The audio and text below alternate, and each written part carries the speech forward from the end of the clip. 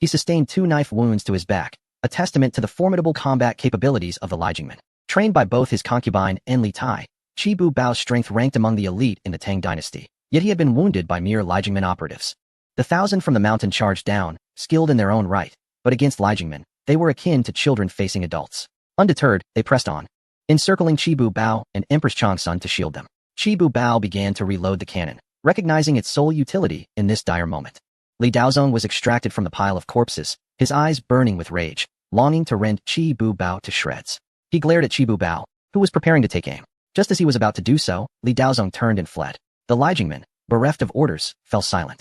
Their notable strengths lay in their cold-blooded efficiency, yet without a leader, they resembled soulless automatons. Ascend the mountain, commanded Empress Changsun, cradling the child as she sprinted upwards. In this moment, her decisiveness shone through. Qi Bu Bao abandoned the cannon, hoisting Li Xiaoning and following closely behind Empress Changsun. At the mountain stronghold, they accounted for their numbers, only 500 remained. Qi Bu Bao tended to his wounds and gazed down at the Lai Jingmen below. Li Daozong had returned, and the Lai Jingmen had encircled the entire stronghold. Alas, my cannon. This was crafted with great care by the little chubby one. How shall I explain my loss? He lamented. Empress Changsun approached Qi Bu Bao and bowed deeply. Thank you, brother, for saving my life, she expressed with profound gratitude. Without Qi Bu Bao, she felt she would have been driven to despair. Qi Bu Bao's face flushed with embarrassment, and he howled in dismay. Receiving gratitude from Empress Changsun meant his days of ease were over. His concubine would surely punish him, denying him sustenance. The thought of this filled him with sorrow. While he feared no one, he was deeply afraid of her. She was truly formidable, capable of igniting flames. In his eyes, she was the most powerful individual. Standing in silence could no longer convey his emotions, and he sank to the ground, weeping uncontrollably, pounding the earth before him. Empress Changsun stared at this scene in bewilderment. She had heard of Qi Bu Bao's circumstances, but could not fathom why he reacted this way. Hand him over, and I shall spare your life. Li Daozong shouted from outside the stronghold. After a moment of reflection, he realized the hulking figure was not Cheng Chumo at all. Even if it were Cheng Chumo, he had no reason to fear him. The Lai Jingmen were masters among masters. Even one of them could stand against many, and he would not falter even before Cheng Chumo's elite soldiers. He possessed cannons, though he had not brought them, fearing what Cheng Chumo might do. Furious, Qi Bu Bao yearned to charge out and confront Li Daozong in a battle to the death. Do not act recklessly, Empress Changsun cautioned. Her words held significant weight, calming Qi Bu Bao considerably. He watched Empress Changsun with bated breath, hoping she would not disclose to his concubine that he had bowed to her, for the repercussions would be dire. Empress Changsun cast a glance at Li Daozong, her delicate face taut with tension. In her heart, she felt helpless. It was unacceptable for Chu Mo to eliminate the princes and dukes so indiscriminately. How much better it would be to poison them discreetly, leaving no trace. Her expression soured further at the thought of Chu Mo daring to claim the child was not his. This weighed heavily on her mind. She looked at the infant in her arms, Shinran, and felt her spirits lift slightly upon recalling the child's name. Indeed, it was quite a lovely choice. Let us organize our defenses, and hope we can hold this position, Empress Changsun declared. It seems we will have to prepare for a shortage of provisions. Over 100 cannons were brought forth. Seeing this, Li Daozong immediately ordered the men of Lai Jingmen to retreat. Once they were out of cannon range, Li Daozong's countenance darkened. If he disregarded casualties, he was confident he could seize this stronghold. However, he could not bear to sacrifice his men. Losing even one of the Lai Jingmen meant one less soldier for his future plans in Jiangxia. As the Duke of Jiangxia, reaching Jiangxia would allow him to establish his own dominion. Furthermore, he believed he could contend with Chu Mo with the support of Lai Jingmen. Your Majesty has been rescued and commands you to meet him, one of the Lai Jingmen reported. He wishes you to know that your mother is here. Li Daozong's expression grew grim. He had hoped to be free, yet another Li Ji emerged to bind him. He could do nothing against Li Ji.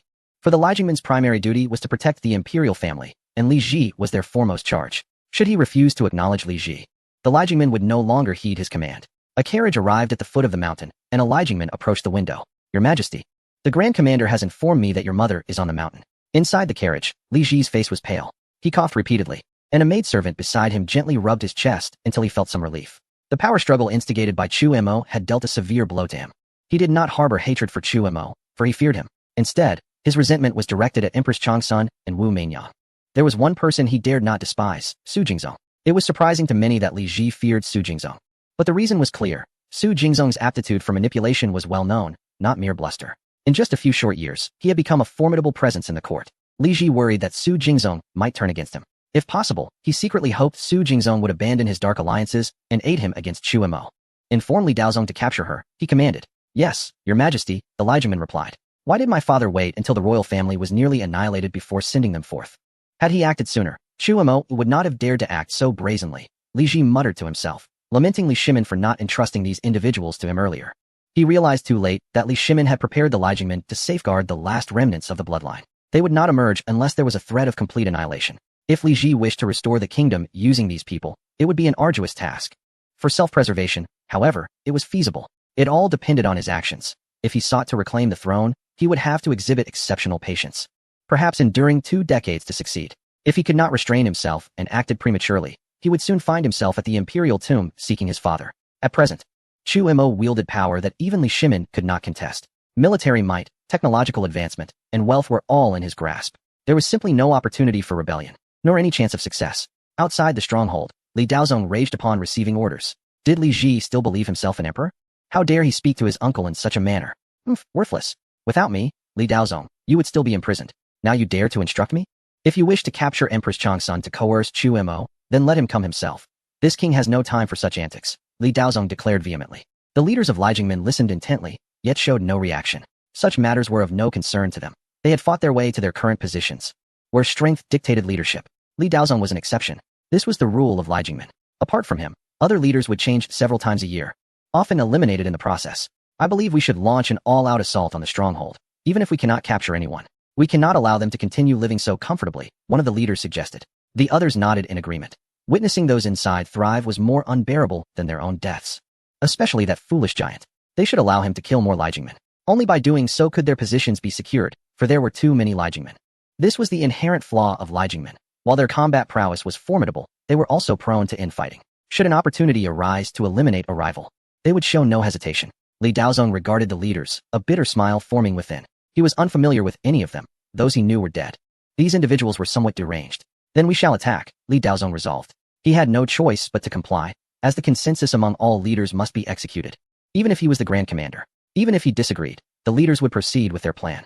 Any other commander would have acted the same way, for they had been educated to think in this manner. There are no virtuous men but me. It is my duty to protect the royal bloodline. The commanders of Lie Jingmen began issuing orders, and their men commenced the assault on the stronghold. Empress Changsun sat by the bed, cradling Shinran, while Li Xiaoning lay in bed, glaring at her.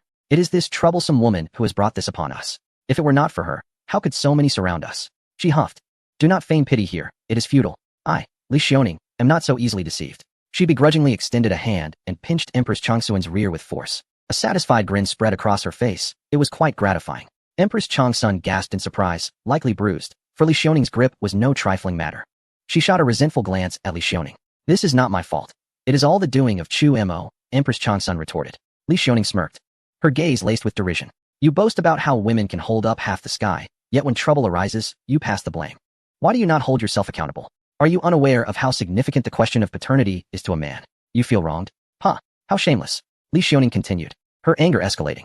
What did you do when the substitute for Zizi perished? At that time, you were still blaming Chu Mo, accusing him of failing to save Zizi. Did he not suffer as well? He held the dying Zizi in his arms, having exhausted every means at his disposal. What more could he have done? You only care for yourself. Have you ever considered Chu Mo's feelings? Li Xiaoning pressed on. If it were me, I would have slapped you so hard you wouldn't know where you were. Chapter 301. Without troops, one cannot make waves. At last, Empress Changsun understood why Chu Mo had suddenly departed, why he lingered in the small town instead of returning to Gansu. It all made sense. Reflecting upon it, she realized the gravity of the situation. Zizi had died in Chu Mo's arms. What must have been his feelings at that moment? Chu Mo had treated Empress Changsun's children with kindness. He had been worthy of her trust. The demeanor of Empress Changsun left Cheng Chumo profoundly disheartened, akin to nurturing another's child only to be cast aside once they have matured. In that moment, Cheng Chumo grasped a fundamental truth. A field must be tended by its owner, and a child must be born of one's own flesh. Raising another's offspring proves futile. They cannot be truly nurtured. Those who care for children should not be discarded. Once I am out of danger, I will explain, Empress Changsun declared. Her eyes reddened and heart heavy, having momentarily forgotten to consider Cheng Chumo's feelings. Anyone in her position would have faltered. Misunderstandings arise from such neglect when faced with challenges. Clarity is essential. If one wishes for another to comprehend their emotions, they must articulate them. To withhold is to act dishonorably. One must strive to empathize with others. Suddenly, a series of thunderous cannon blasts interrupted their conversation, causing Empress Changsun's expression to change. She yearned to step outside and see for herself. Do not go, Li Xiaoning urged. Gently shaking her head, feeling powerless, Empress Changsun sank back into her seat. Indeed, what good would her presence do? She was no divine warrior. Her departure would neither inspire nor alleviate hunger among the people. Fear not, Cheng Chumo will come to our rescue. I have borne his child, and I understand him. Li Xiaoning reassured. Empress Changsun fell silent, incredulous that humor could be found in such dire circumstances. Yet Li Xiaoning was not jesting. She had indeed been impregnated by him. Have you found them? Cheng Chumo inquired. The Special Forces soldier shook his head. It would be exceedingly difficult to locate Empress Changsun alone with a child. The target was simply too small. Report. Li Tai seeks an audience, announced a soldier. Let him in, Cheng Chumo commanded. Upon meeting Li Tai, the latter did not bow. Brother-in-law, you must hasten to save the starving. Cannon fire can be heard from my desolate mountain, Li Tai urged fervently. Prepare the hot air balloon. Send aid to my brothers in need, Cheng Chumo ordered without hesitation. A sudden realization struck him. Who would attack a mountain stronghold without reason? It was evident that someone of significance was present there. Considering that Li Daozong had fled with the royal family and that Li Ji had been rescued, Cheng Chumo deduced that Empress Changsun was in the mountains. He promptly commanded the Southern Guard to seal the city and the Northern Guard to provide support for the mountain stronghold. You will oversee the Northern Guard. Cheng Chumo instructed Li Tai. Before Li Tai could respond, Cheng Chumo ascended into the hot air balloon, leaving Li Tai astonished. Did he truly trust him? Little did Li Tai know that this moment would significantly elevate his standing in the Tang dynasty, surpassing even that of a prince. At the stronghold, the gate was breached. Starving stood resolutely at the entrance, wielding a cannon. Sisters, you must hide. I cannot hold on much longer, he implored. Empress Changsun offered a bitter smile. Hiding was futile. Those pursuing her would dig 3 feet into the ground to capture her. All had been slaughtered, leaving only Starving, who clung to a cannon that had long since run out of ammunition. Li Daozong entered the stronghold, assessing Starving. Ah, how reminiscent. Guanyin maid, will you continue to hide? Come forth, and if you comply, I shall not harm the child in your arms, he declared. His voice tinged with excitement as he envisioned capturing Guanyin maid and forcing her into submission. Starving, enraged at the affront to his sister-in-law, hoisted the cannon and hurled it at Li Daozong. Several members of the Li Jing sect were struck down by the projectile, meeting their demise. As the door swung open, Empress Changsun cradled her child in one arm and supported Li Xiaoning with the other. We shall not fall into your hands, even in death, she asserted with a tone of indifference. Li Daozong's chest heaved with fury. This woman had always looked down upon him. You seek death, Guanyin maid, he spat. His murderous intent ignited by her disdainful voice. A burst of light illuminated the sky, casting the entire mountain in brilliance. Li Daozong looked upward, faintly recognizing Cheng Chumo's visage. Seize those 2 women, he bellowed, masking his own trepidation with a fierce roar, convinced that he had indeed seen Cheng Chumo. Boom. Before Li Daozong could finish his command, explosives rained down upon the stronghold. Cheng Chumo descended, standing shoulder to shoulder with Starving. The special forces landed with remarkable speed, drawing their Tang sabers and charging at Li Daozong. The Li Jing sect members, still disoriented from the explosions, began to resist as the special forces advanced. Cheng Chumo frowned. These adversaries were formidable, demonstrating considerable combat prowess even after such devastation. This was the first time he had encountered such a worthy opponent. Li Daozong, terrified by the advancing soldiers, turned to flee at breakneck speed. The ineptitude of the commander had exhausted 1,000 troops. The Li Jing sect members, sensing their leader's retreat, began to withdraw without further instruction. Had it been anyone else, Cheng Chumo would have faced great peril. The combat efficacy of the special forces was roughly equivalent to that of the Li Jing sect. Once the latter regained their composure, the special forces might not withstand their counteroffensive. The stronghold was swiftly cleared. Cheng Chumo turned to Empress Changsun. Just as he intended to express an apology, she spoke first. I am sorry. They locked eyes. A wave of emotion passing between them. Li Xiaoning, her face flushed with indignation, reached behind Empress Changsun and pinched her sharply. Empress Changsun let out a yelp, clutching her rear and stumbling forward. Cheng Chumo swiftly embraced her and the child, while Li Xiaoning tumbled unceremoniously to the ground. Frustrated, she seethed silently. She had merely wished to vent her anger, yet Cheng Chumo seemed oblivious to her presence, instead choosing to comfort Empress Changsun. Starving rushed to assist Li Xiaoning. Sister, are you all right? He inquired. Li Xiaoning shot him a glare. Do not call me that. I am not your sister-in-law, she retorted. Internally, she grappled with the uncertainty of her status in Cheng Chumo's life. Back then, he had been naive, a man of dual personas. Cheng Chumo regarded Li Xiaoning, then glanced at Starving. You match well. Starving, this woman bears wounds. Protect her, he commanded. Li Xiaoning's eyes widened in surprise. Was she to be given away? Starving, not one to be fooled, took several steps back. Brother, please do not speak carelessly. I do not appreciate this, he protested earnestly. Li Xiaoning bit her lip, fighting back tears. Cheng Chumo had truly crossed a line. You shall see whether you dare to run off again, he added. Li Xiaoning realized that Cheng Chumo was indeed upset with her for her impulsive actions. Lowering her gaze to her toes, she refrained from retorting, fearing that he might genuinely send her away. Cheng Chumo could not allow Li Daozong or the Li Jing sect to escape. Empress Changsun remarked that those individuals could match the special forces in combat. If they were to flee, Cheng Chumo's people would be in grave danger. Cheng Chumo's expression grew solemn. He had just discerned that those individuals were extraordinary. Shaking his head, he mused that sending special forces after them would likely lead to misfortune. He let them flee, amused, knowing that a mere army without competent leaders could not create significant upheaval. Chapter 302. Intentions. As the hot air balloon descended, Cheng Chumo cradled Li Xiaoning within it. Once aboard, he took the child from Empress Changsun's embrace. The Empress watched with a beaming smile, truly delighted in that moment. She had never expected to survive this long. Chumo, your arrival is truly timely. Had you come any later, you would not have seen us together, she remarked. Cheng Chumo felt a chill of anxiety grip him internally, silently grateful to Li Tai. Had Li Tai not sought him out, he would never have guessed that Guanyin Bai was on the mountain. Summon Li Tai, Cheng Chumo commanded. At that moment, Li Tai was within the palace, where numerous corpses were being carried out. He wiped the cold sweat from his brow, feeling a sense of dread. How many lives had been lost? Summon Li Tai, the Special Forces officer reiterated. Li Tai hurriedly followed the Special Forces to the Hall of Governance, his steps unsteady and his mind elsewhere. It was over. Cheng Chumo must have realized he had exploited the situation, and now his fate was sealed. Upon reaching the Hall of Governance, Li Tai lowered his head, unable to meet Cheng Chumo's gaze. Empress Changsun sat on the edge of the bed with the child, finding humor in the situation. The brother-in-law's plight with hunger seems to be quite favorable for me, Li Tai commented. Cheng Chumo scrutinized Li Tai, noting the ruthless little fat man had vanished. The current Li Tai resembled a normal person. Indeed, Prince Wei has performed admirably. I am quite pleased. You shall begin attending court tomorrow and report to the Ministry of Personnel, Cheng Chumo stated. Li Tai, incredulous, lifted his head. Really? He asked. Cheng Chumo nodded, and Li Tai's joy was palpable. Although he was a prince, he was merely a token. Had he possessed true talent, Li Ji would have utilized him. Cheng Chumo's reign as emperor was far superior. He appointed the worthy without regard for kinship. Thank you, brother-in-law. Li Tai bowed deeply, his peripheral vision catching Empress Changsun's expression. A smile crossed his face. Realizing why Cheng Chumo had acted thus, the Empress had returned. They would soon experience better days. Greetings, mother, Li Tai said, feeling somewhat awkward as he glanced at Cheng Chumo. Go play, Cheng Chumo replied. He had yet to converse with Guanyin Bai. This little fat man seemed oblivious to the subtleties. Li Tai's mouth twitched as he bowed and departed. The grand hall was left with just the three of them.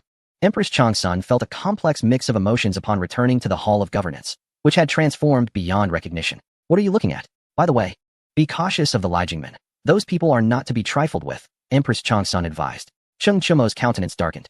He had not anticipated the royal family possessing such a lethal trump card, Li Jingmen. Observing Cheng Chumo's reaction, Empress Changsun felt helpless. Rest assured, these individuals are not targeting you. Their focus is on the Cheng family, she reassured him. The original purpose of Li Jingmen's establishment was to prevent Cheng Yaojin from rebelling, with Li Jingmen in place. Even if Cheng Yaojin were to rebel, the royal family would not face total annihilation. However, they never anticipated that instead of Cheng Yaojin's revolt, they would witness Cheng Chumo's ascension to the throne, resulting in the demise of so many royals. Alas, had I known this, I should have eradicated the royal family entirely, Cheng Chumo lamented. Empress Changsun remained silent, as long as her child was spared. She wished not to interfere with Cheng Chumo's actions. Nor could she.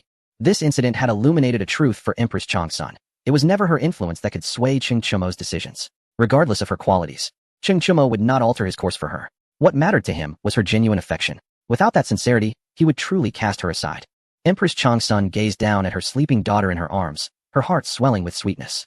It was her first time soothing a child. Previously, all the others had been left to the care of palace maidens. Only Shinran had been held daily by Empress Changsun, receiving such special treatment. Cheng Chumo approached and sat beside the bed.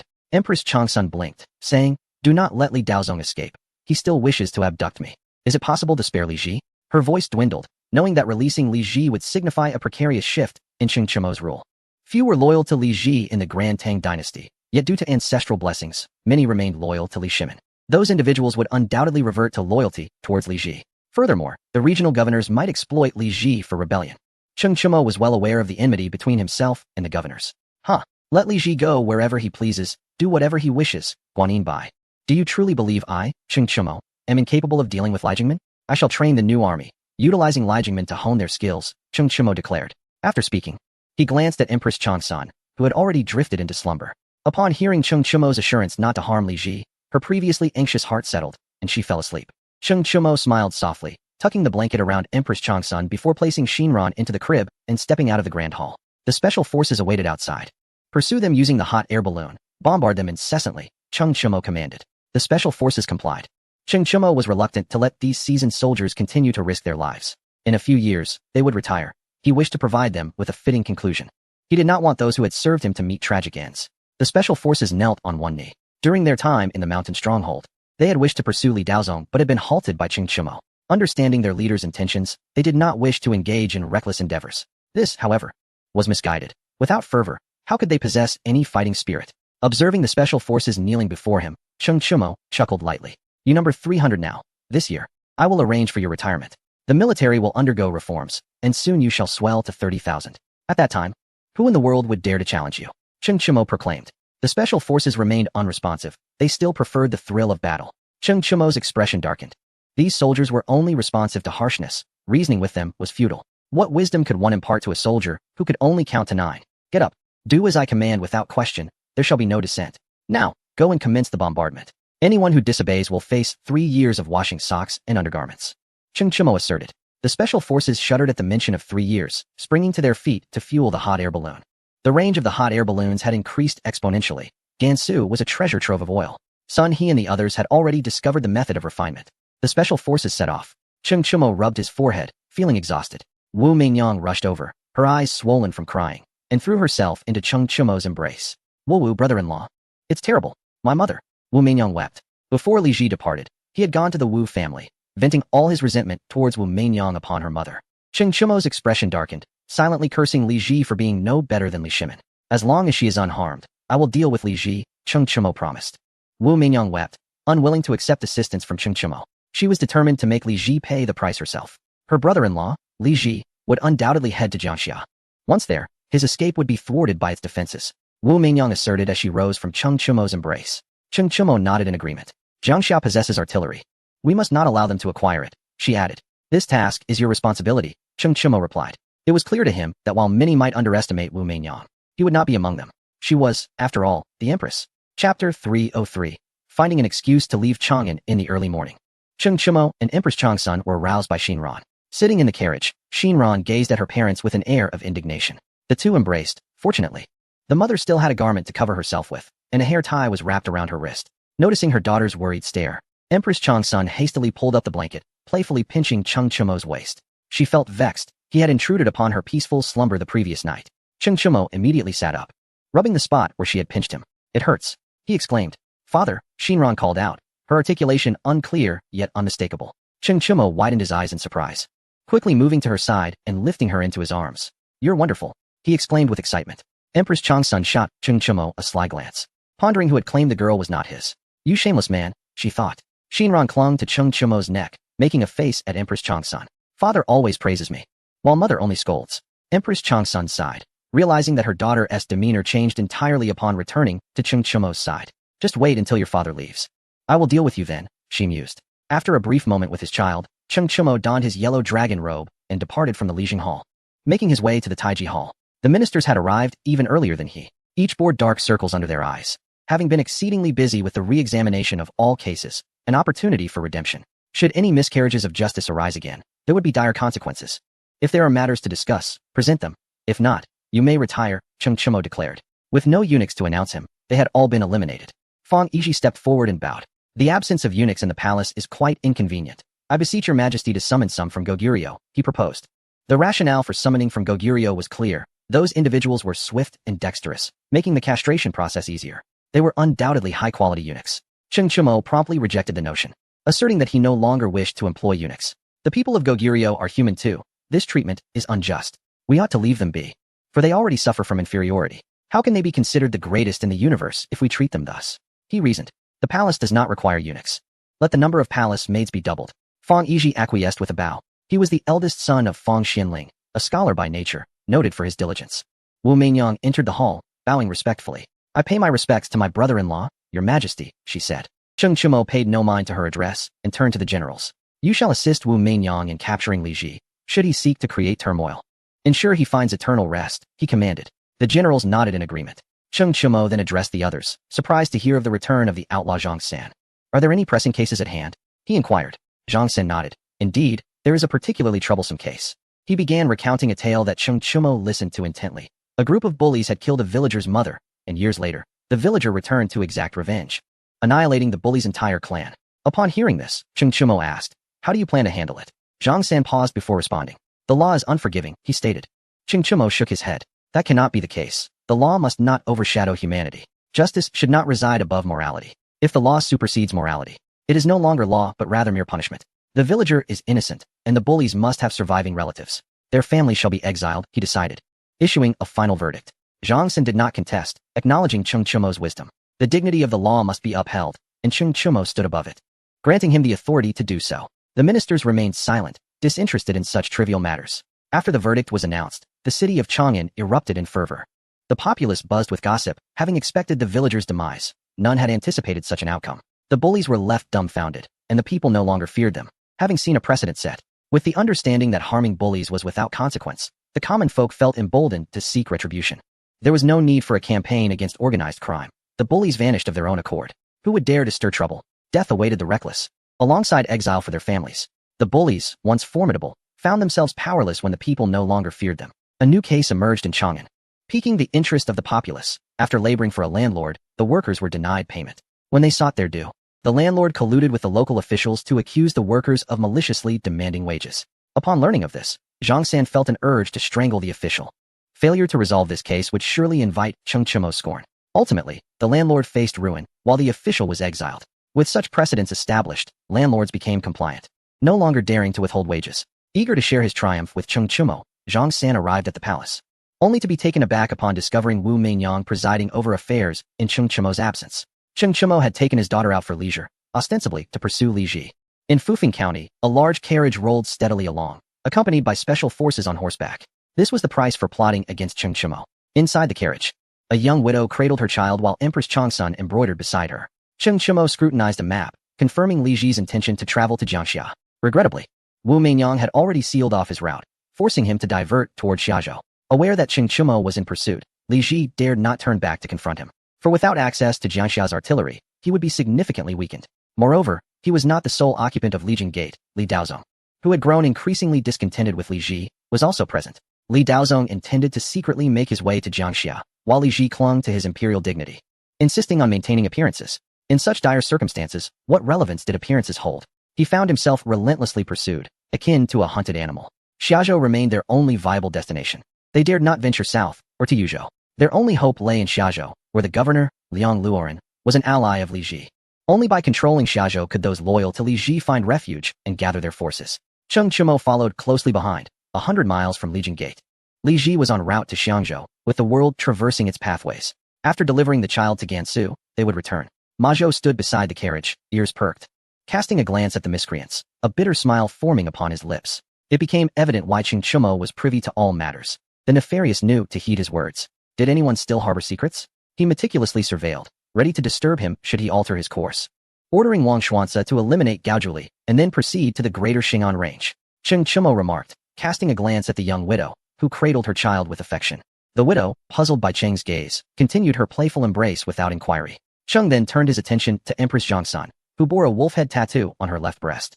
With a smile, she remarked, the girl may be a princess of the Liao royal family. Cheng chuckled softly, stating, once Li Ji arrives in Xiangzhou, I shall drive him to the steppes. He refrained from elaborating on the reasoning behind this decision. Are you not concerned about the chaos in Chang'an while you are away? Empress Zhangsun inquired, wishing to steer clear of the topic of Li Ji. Cheng lay inside the carriage, his gaze fixed upon the canopy.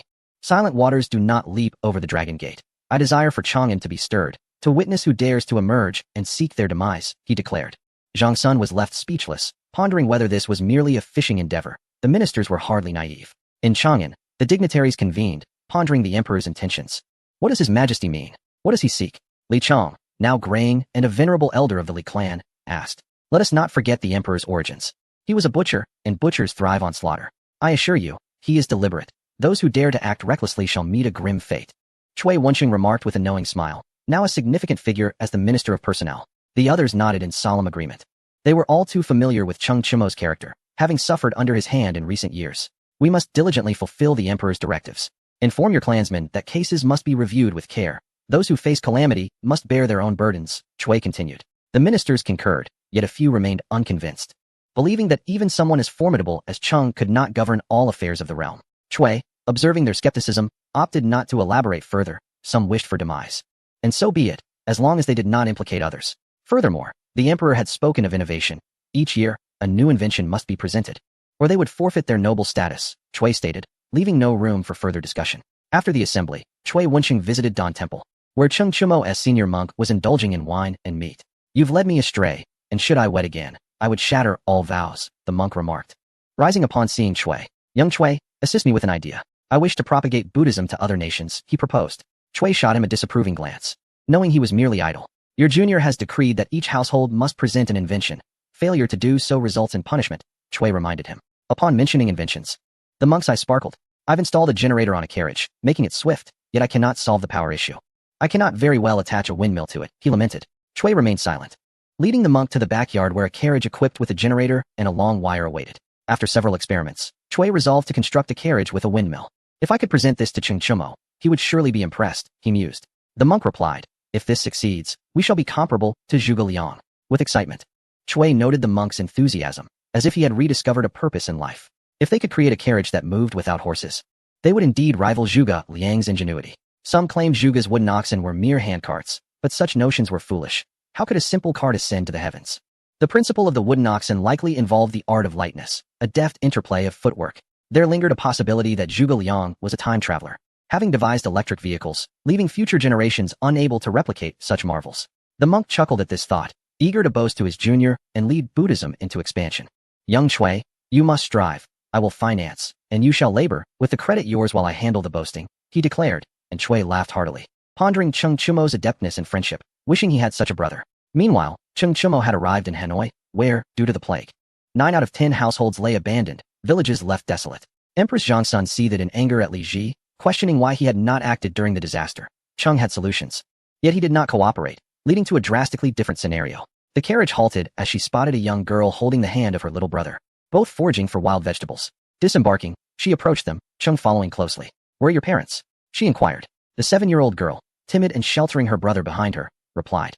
Our parents succumbed to illness. Is this your land? We only gather wild vegetables and do not disturb your crops, truly. Empress Zhongsuin's heart ached upon hearing their plight. Cheng Chumo nodded, signaling to a soldier. Have Ma Zhou draft a decree. From this day forth, all children under 10 in the Great Tang shall belong to the state. Anyone who dares to harm them shall face severe retribution, he commanded. All revenues from Fufeng County shall be allocated towards this cause. Contemplating further, he added, as emperor, my capabilities have expanded. The soldier acknowledged, while Ma Zhou sighed, kneeling in the direction of Chang'an. Your Majesty, have I erred? He questioned, loyal to Li Shimin, yet uncertain of his actions against Cheng Chumo, pondering whether Li Ji truly deserved the throne. Despite the wealth of the Tang, what life did its people endure? No wonder Cheng Chumo had executed so many princes. They were indeed deserving of their fates. How many commoners had suffered to sustain such frivolity? Ma Zhou rose to write, and upon completion, he approached Cheng Chumo, bowing deeply. I have a petition, my lord, he announced. At this moment, his mindset shifted.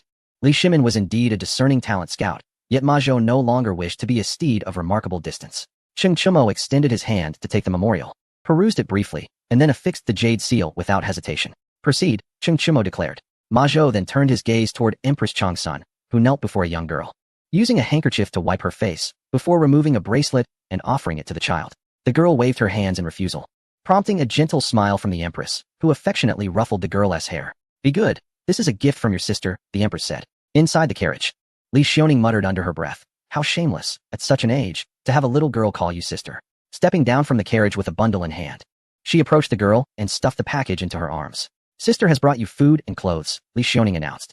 The young widow inside the carriage stifled a laugh, finding their antics amusing. The little girl repeatedly expressed her gratitude and skipped away with her brother. Meanwhile, Empress Changsun and Li Xiaoning returned to the carriage, engaging in a playful argument about who was younger, a topic of great significance. Cheng Chumo gazed toward the direction of Xiazhou. Run swiftly, and may you encounter Shui Rengui, he remarked. Chapter 305. The Elder on the Ox. As the brief interlude concluded, the caravan resumed its journey. Cheng Chumo reclined within the carriage, succumbing to slumber as Empress Changsun and Li Xiaoning exchanged banter, while the young widow played with the children. Shinran climbed onto Cheng Chumo, landing with a playful thud on his face. The young widow chuckled heartily. The Empress and Li Xiaoning ceased their bickering, captivated by Shinran's infectious laughter. Cheng Chumo lifted Shinran's petite form with both hands, exclaiming, Fly? Shinran erupted in giggles, her joy palpable as she spread her arms wide, occasionally drooling in delight. Exhausted from play, Shinran sought the young widow for a nap. Empress Changsun leaned closer to Cheng Chumo, sensing the reasons behind his departure from Chang'an. Every emperor faces a moment of tribulation. Now that Cheng Chumo was emperor, what would his tribulation entail? The Empress pondered. He left Chang'an to swiftly identify his moment of trial and respond accordingly, preemptively managing the court's affairs. Rest assured, all will be well, the Empress assured him. Cheng Chumo offered a wry smile, questioning the validity of such comfort. How could there be no consequences? I have taken too many lives. Is it truly possible for me to remain unscathed? He continued, Unless one ascends to the mountain's peak, they will never discern that the winds below are deceptive. It is only at the summit that one faces true tests. I have taken countless lives without regret. Yet I do not wish for my calamity to engulf the entirety of the Tang dynasty. The empress seemed to grasp something unspoken, concerned that his trials might indeed sweep across the Tang. Where, then, do you intend to go? To conquer another small kingdom and claim kingship? Is that a feasible path? Is this what Yuan Tiangang foretold? She inquired further. Cheng Chimo nodded. He trusted Yuan Tiangang, while one could question the old man's motives. His abilities were beyond reproach. He was a master in the realm of divination. Summon the emissaries to closely monitor the realm for any signs of disaster. If calamity strikes, it must be reported immediately, Cheng Chimo commanded. Outside the carriage, 8 emissaries were dispatched. Li Xiaoning leaned closer, playfully toying with a lock of Cheng Chimo's hair. My lord, how about allowing me to be an emissary too? She proposed. Ever since Cheng Chimo suggested she might be given away, she had become increasingly cautious, spending her days either attending to the children or remaining close to him, fearful of being sent off. Cheng Chimo did not acquiesce, noting that Shinran would soon grow up and would require Li Xiaoning to teach her martial skills. That is out of the question, he asserted. Li Xiaoning pouted, visibly displeased. If you say no, then it is no. Why sulk about it? She replied, and with that, she huffed off the carriage. If I could live for 5,000 years, which would be my homeland? Is it the Qin dynasty after it subdued the 6 states? What was my place in Qin? I had no share in the burning of books and burying of scholars. What about the mighty Han? Those who offend the Han shall be punished, no matter how distant. Or is it Jin? Sima Zhao's intentions are known to all. If that is the case, why must I be killed? Could it be the Sui dynasty? Perhaps I could dig a canal, perishing at its depths, witnessing the Tang thrive on the Sui's legacy for 300 years. The Tang? Where doors remain unlatched at night. Yet, why do countless people in Henan suffer and perish? Heaven and earth are indifferent, treating all beings as mere fodder, and sages are unfeeling, using the populace as mere pawns. Whose dog am I? Why was I born as a dog? Laughter mingled with sorrow filled the air. Cheng Chimo listened intently to every word, as did Empress Changsun. They were both enraptured by the discourse. Stand still. What are you prattling on about, dogs and such? I can count to 9, can you? A soldier barked, interrupting the flow of eloquence. An elderly man, carrying a basket of books and leading an old yellow ox, was confronted by the soldier. The elder remained unfazed, sizing up the situation. You can count to 9? Truly impressive.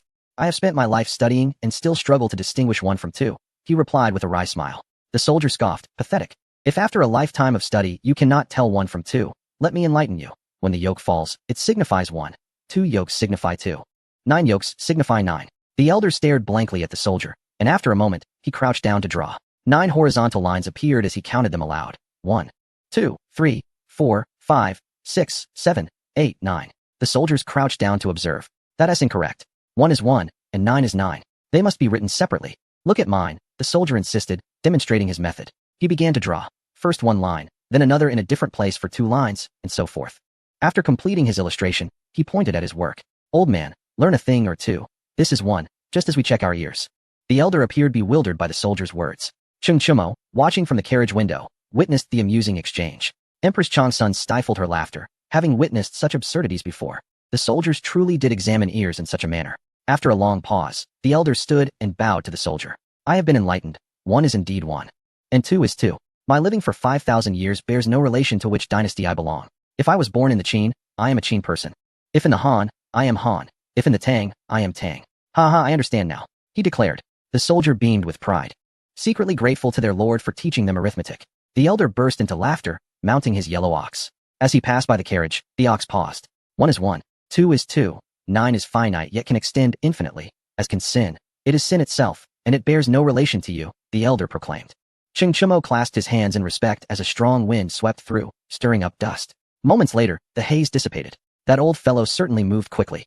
I wish to discuss counting ears further, the soldier lamented, regretful that such a promising student had departed so swiftly. Cheng Chimo drew the carriage curtain, disinterested in the soldier's expressions. Empress Changsun regarded him, and he returned her gaze, the two locked in a silent exchange. Who is this elder? Inquired Empress Changsun. Cheng Chimo's expression turned grave. This old man was undoubtedly a person of great wisdom. To what extent, Cheng Chimo could not ascertain, perhaps his master would know. Within the ranks of the Lijiangmen, Li Ji encountered a similar situation, also facing an elderly figure riding an old yellow ox. Li Ji frowned at the elder and, upon hearing his words, was filled with rage. If you do not wish to become a subject of the Tang, then perish, he commanded. His temperament was somewhat irritable, easily provoked. It is only natural that one would react thus if their realm were usurped. The old man shook his head as he observed the advancing members of the Lijiangmen. Alas, they have squandered the fortunes of the Li Tang, yet fail to govern themselves, he murmured. As the Li Jingmen rushed closer, the old yellow ox bellowed, and instantly, dust and debris filled the air. The Li Jingmen were struck, sustaining injuries. When they next opened their eyes, the elder had already ridden away on his yellow ox. On a hillside, the old yellow ox was cornered. Sun Simiao, with a blade of grass in his mouth, was assessing its medicinal properties. Long Gui, carrying a bundle, held a golden knife coin in his hand. The elder on the ox chuckled bitterly. How did I encounter these two old fellows? If I were to live for 5,000 years, I would still wish to avoid you. Stop your nonsense and bring out the ox quickly. Old Sun and I have not eaten for 3 days. Cannot you see Old Sun is reduced to grazing on grass? Long Gui retorted. The old ox promptly knelt, causing the elder to tumble forward. The implication was clear, it was hungry. The elder, disoriented from the fall, stood and began to curse at the old yellow ox, which ignored him. Compared to the elder, the old ox was more fearful of Long Gui. This old fellow had long desired to consume it. Previously, he even sought to borrow it for plowing. Had it not fled in time, it would have been utterly exhausted, potentially to the point of collapse. After cursing for a while, the elder turned to Long Gui and Sun Simiao. What brings you here? He asked. We come for the same purpose as you. Long Gui replied, approaching the large yellow ox and crouching to stroke its massive head. The ox closed its eyes, its rear trembling incessantly. If it could speak, it would certainly shout. The Tang does not permit the slaughter of oxen. You best release me, lest I report you. Long Gui understood the old ox's thoughts and smirked. If you accompany me back to plow the fields, I shall send you to Cheng Yaojin's house.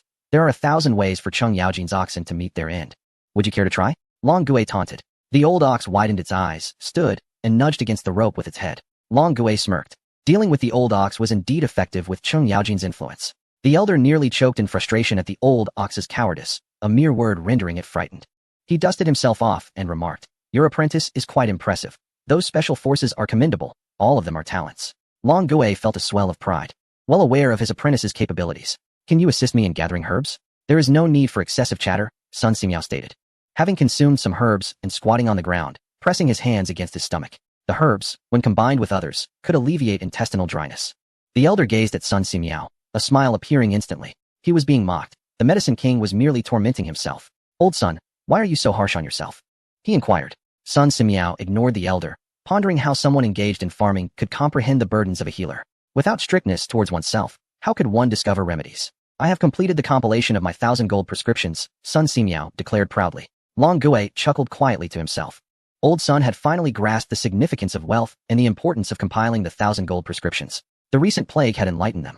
Saving others and saving the world were not the same task. To save the world required not only medical skills, but also influence. Now, Cheng Chumo had ascended to the throne, and should another plague arise, Sun Simiao felt confident in his ability to overcome it. Sun Simiao approached the old yellow ox, which bore many small lumps. Enduring his stomach pain, he pressed his finger against one of the lumps. Does this hurt? He asked. The old yellow ox offered no reaction. Sun Simiao fell silent, staring at the bumps on the ox's body. Long Gui and the elder did not interrupt, engaging in quiet conversation nearby. The existence of the Li Jingmen disrupts the harmony. We ought to eliminate them, the elder asserted, still haunted by their pursuit. Long Gui nodded, his expression darkening. He had not anticipated such individuals existed. The assassins were merciless only towards enemies, but the Li Jingmen were even more ruthless towards their own. Such people, if allowed to thrive, would only bring calamity. Fortunately, your apprentice has driven them from the Tang. The consequences of their establishment within the Tang would be unfathomable. The elder continued. Why not follow them covertly? After all, Old Sun is headed to gather herbs. His intent was clear. He sought vengeance against the Li Jingmen. Long Gui nodded. Cheng Chumo was indeed in peril. At that moment, Cheng Chumo faced no immediate danger. The caravan carried numerous hot air balloons, ready for immediate flight. The young widow played daily with Shinran in the balloon, rarely touching the ground. Cheng Chumo paid no mind, observing the surroundings with a telescope. As he lowered the telescope, he noted that the Li Jingmen had entered the territory of Shazhou, with Liang Luoren personally welcoming them. Cheng Chumo set aside the telescope. Empress Chang Sun was embroidering.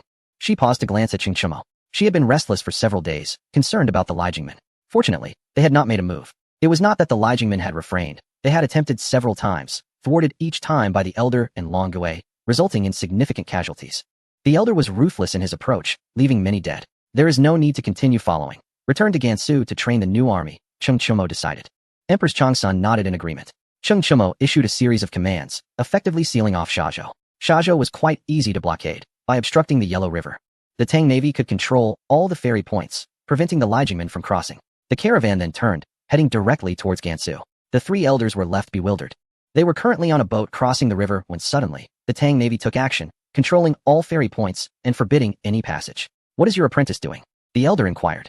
Long Gui, with an enigmatic smile, replied, "He does not seem confident in subduing the Li Jingmen. He must be heading for Gansu. What shall we do now?" They all turned to look at Sun Simiao. Officially, they were accompanying him to gather herbs. Sun Simiao stroked his white beard and declared, "We shall proceed to Shazhou.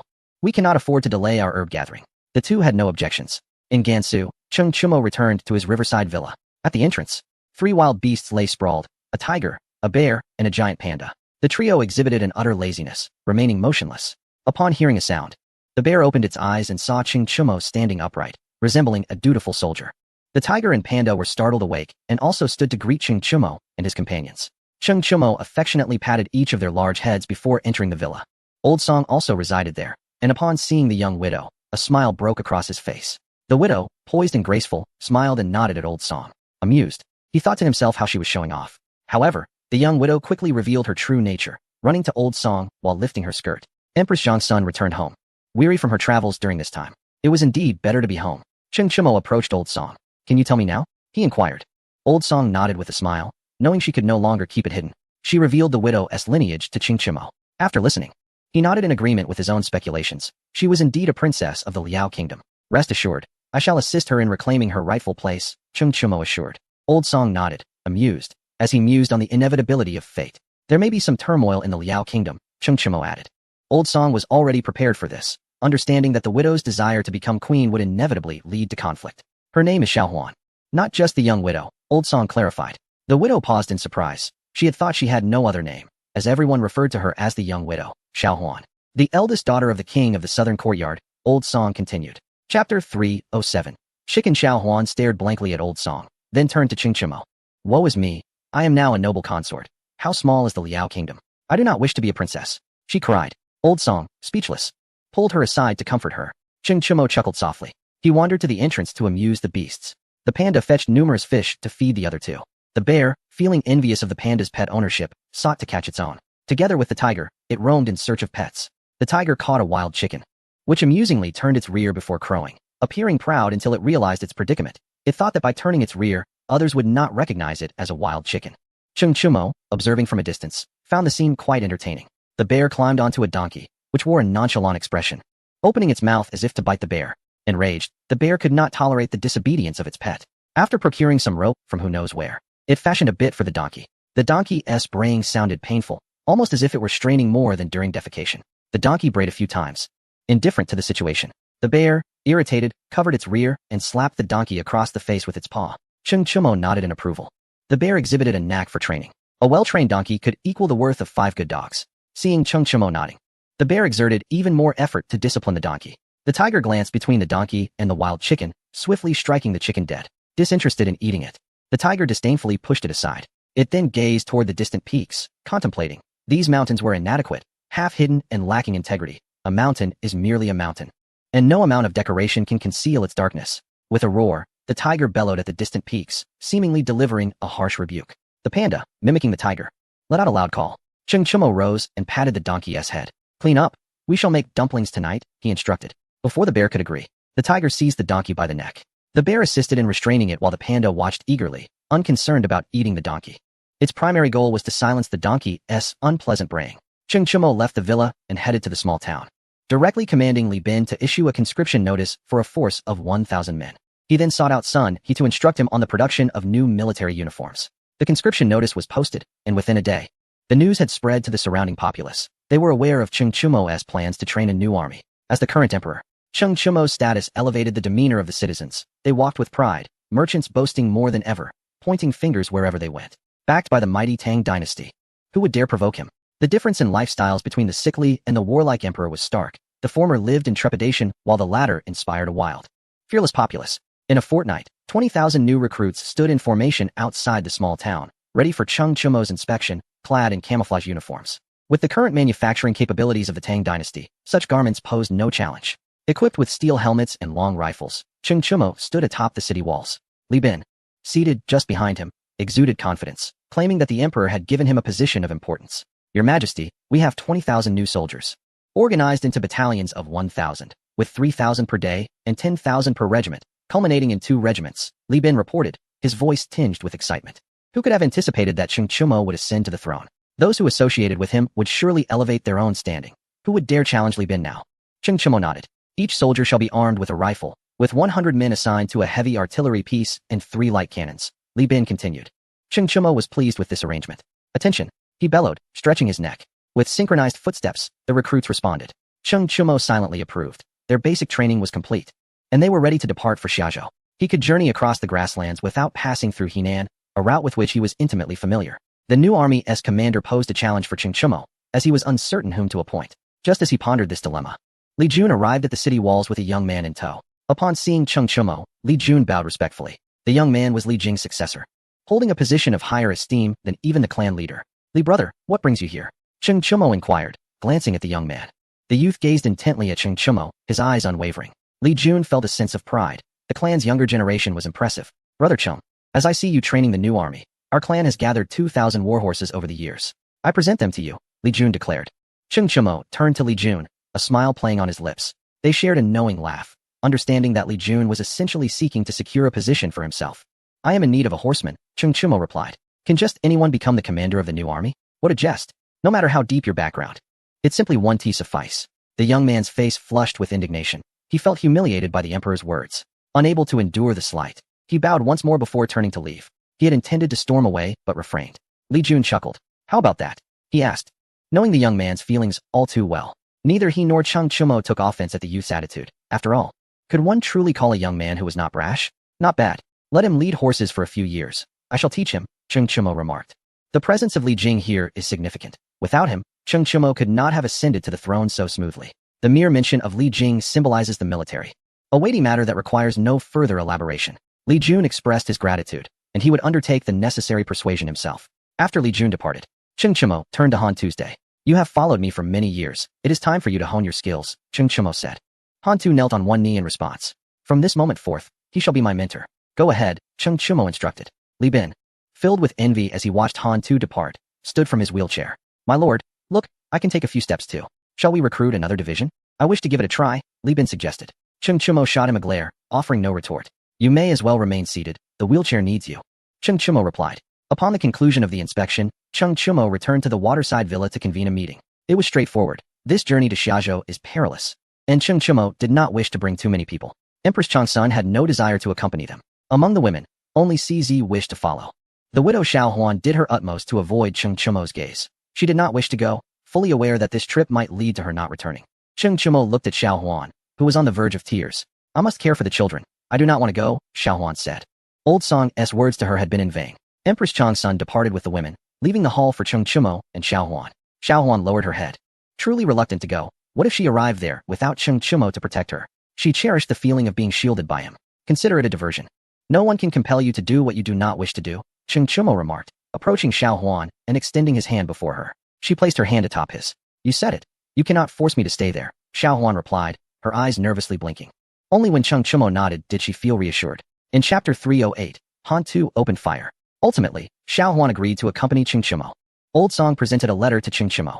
The envelope was made of animal hide, adorned with numerous cracks, indicating its ancient origin. Cheng Chimo carefully stored the letter away. The next day, Cheng Chimo set forth with Xiao Huan, heading directly to Xiazhou. A month later, they arrived at the border city of Xiazhou. Upon seeing Cheng Chimo, the guarding general prepared to open the city gates, but Li Daozong ordered the guards at Liejingmen to apprehend him.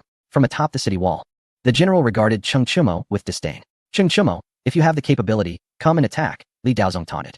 Cheng Chimo, mounted on a black warhorse, had a young man in front of him who flushed with anger, ready to curse at Li Daozong. Do not be hasty in times of trouble, Cheng Chimo advised. The young man bit back his words. The family head had made it abundantly clear that anyone who acted like a fool should return to farming. The family head was not jesting, and he quickly fell silent. Although his parents were from the Li family, they held no stature within the clan. Even noble families needed to till the land. His parents belonged to the lowest ranks of the clan. Had it not been for Li Jun ascending to head of the family, he would have had no chance of rising. Li Jun, not being a direct descendant, had established fairness and justice once in power, ensuring that anyone with talent would be valued within the clan. Cheng Chimo turned to Li Daozong. Xiazhou is unsuitable for you. Leave, he commanded. His goal was to drive Liejingmen to the grasslands, for only then could they be dealt with decisively. Liejingmen was a ticking time bomb within the Tang dynasty, and ordinary troops could not subdue them. Even the Fufeng Jinbei army would pay a heavy price to capture them. Driving them to the grasslands would be different. The plains offered many strategies to combat them. How did the late emperor fail to recognize your treacherous ambitions? Allowing you to survive until now is his greatest error, Li Daozong remarked. Cheng Chumo remained unfazed. It was no secret that Li Shimin wished to eliminate him. But without the means to do so, he could not have survived this long. If he had the capability, Cheng Chumo would not be alive today. At that time, even if Li Shimin resorted to Li Jingmen, it would have been futile. Should Cheng Chumo discover he could not overpower Li Jingmen, he would undoubtedly escape in a hot air balloon.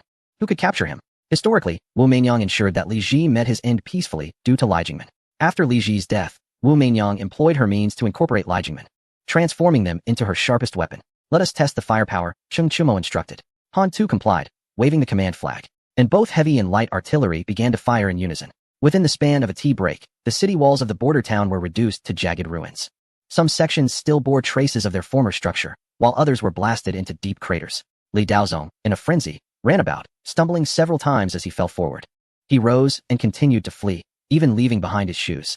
Upon reaching the small city government office, he encountered Li Ji. Run! Cheng Chumo is coming, Li Daozong gasped. Li Ji sprang up, his eyes wide. What shall we do, uncle? This is dire, he trembled. Li Daozong was momentarily taken aback. Why was Li Ji so fearful? If Li Ji was afraid of him, then he need not worry. This notion was quite amusing. Straightening himself, he clasped his hands behind his back, adopting an appearance of calm. Do not panic, Ji heir. We have Li Jingmen. He cannot defeat us, Li Daozong declared. Yes, Li Ji nodded, realizing that Li Jingmen was his last lifeline. Proclaim my decree. Whoever eliminates Cheng Chumo shall be granted the title of Marquis, Li Ji commanded. Upon receiving the order, Li Jingmen immediately mobilized over 1,000 men, ready to exchange their lives for Cheng Chumo's. As expected, Cheng Chumo did not enter the city. Urban combat was not a match for Li Jingmen. Cheng Chumo's expression grew serious as he gazed at the border town. Han Tu mirrored his concern, having witnessed the terrifying prowess of Li Jingmen. From the distant, crumbling city walls, Li Jingmen began to gather. Arrange the ladders. Concentrate all artillery fire, Cheng Chumo ordered. The Li Jingmen appeared on the heights, seemingly unafraid of the bombardment. Cheng Chumo, you are worth a marquis. One of the Li Jingmen laughed derisively. Their laughter was casual, cold, imbued with a contempt for life. Behind Cheng Chumo, the special forces had already drawn their tang sabers, their steeds restless beneath them, stamping the ground anxiously. Many civilians were driven towards the dilapidated city walls. When some attempted to flee, the Li Jingmen ruthlessly cut them down. The members of Li Jingmen licked their lips, posing a question to Cheng Chumo. Would he dare to kill these innocents? As an emperor, could he bring himself to do so? No. Cheng Chumo sighed inwardly. Such tactics again. Initially intending to spare Li Ji, it now seemed impossible. Cheng Chumo rode forward, halting 100 meters from the civilians. I have wronged you, he declared. The citizens' eyes reddened. They were not foolish, knowing that Cheng Chumo had rushed from Chang'an. For the first time, Cheng Chumo felt the enmity of the people of the Tang dynasty. He sighed once more, turning his gaze to the members of Li Jingmen. I grant you the opportunity to release the common folk. I require neither cannons nor firearms, proclaimed Cheng Chumo. Ha ha ha. The disciples of Li Jingmen laughed heartily, their laughter unrestrained. The youth's eyes burned with fury. These individuals deserved to perish. After the laughter subsided, there was agreement. The leader of Li Jingmen stated they trusted Cheng Chumo's words. It left Cheng Chumo uncertain whether to feel joy or sorrow at being trusted by the enemy. He gazed at the commoners, whose eyes remained bloodshot, some filled with a desire to sink their teeth into Cheng Chumo. Fire! Commanded Han Tu, and the heavy artillery unleashed a barrage. The Li Jingmen were taken aback, not expecting someone to defy Cheng Chumo's orders.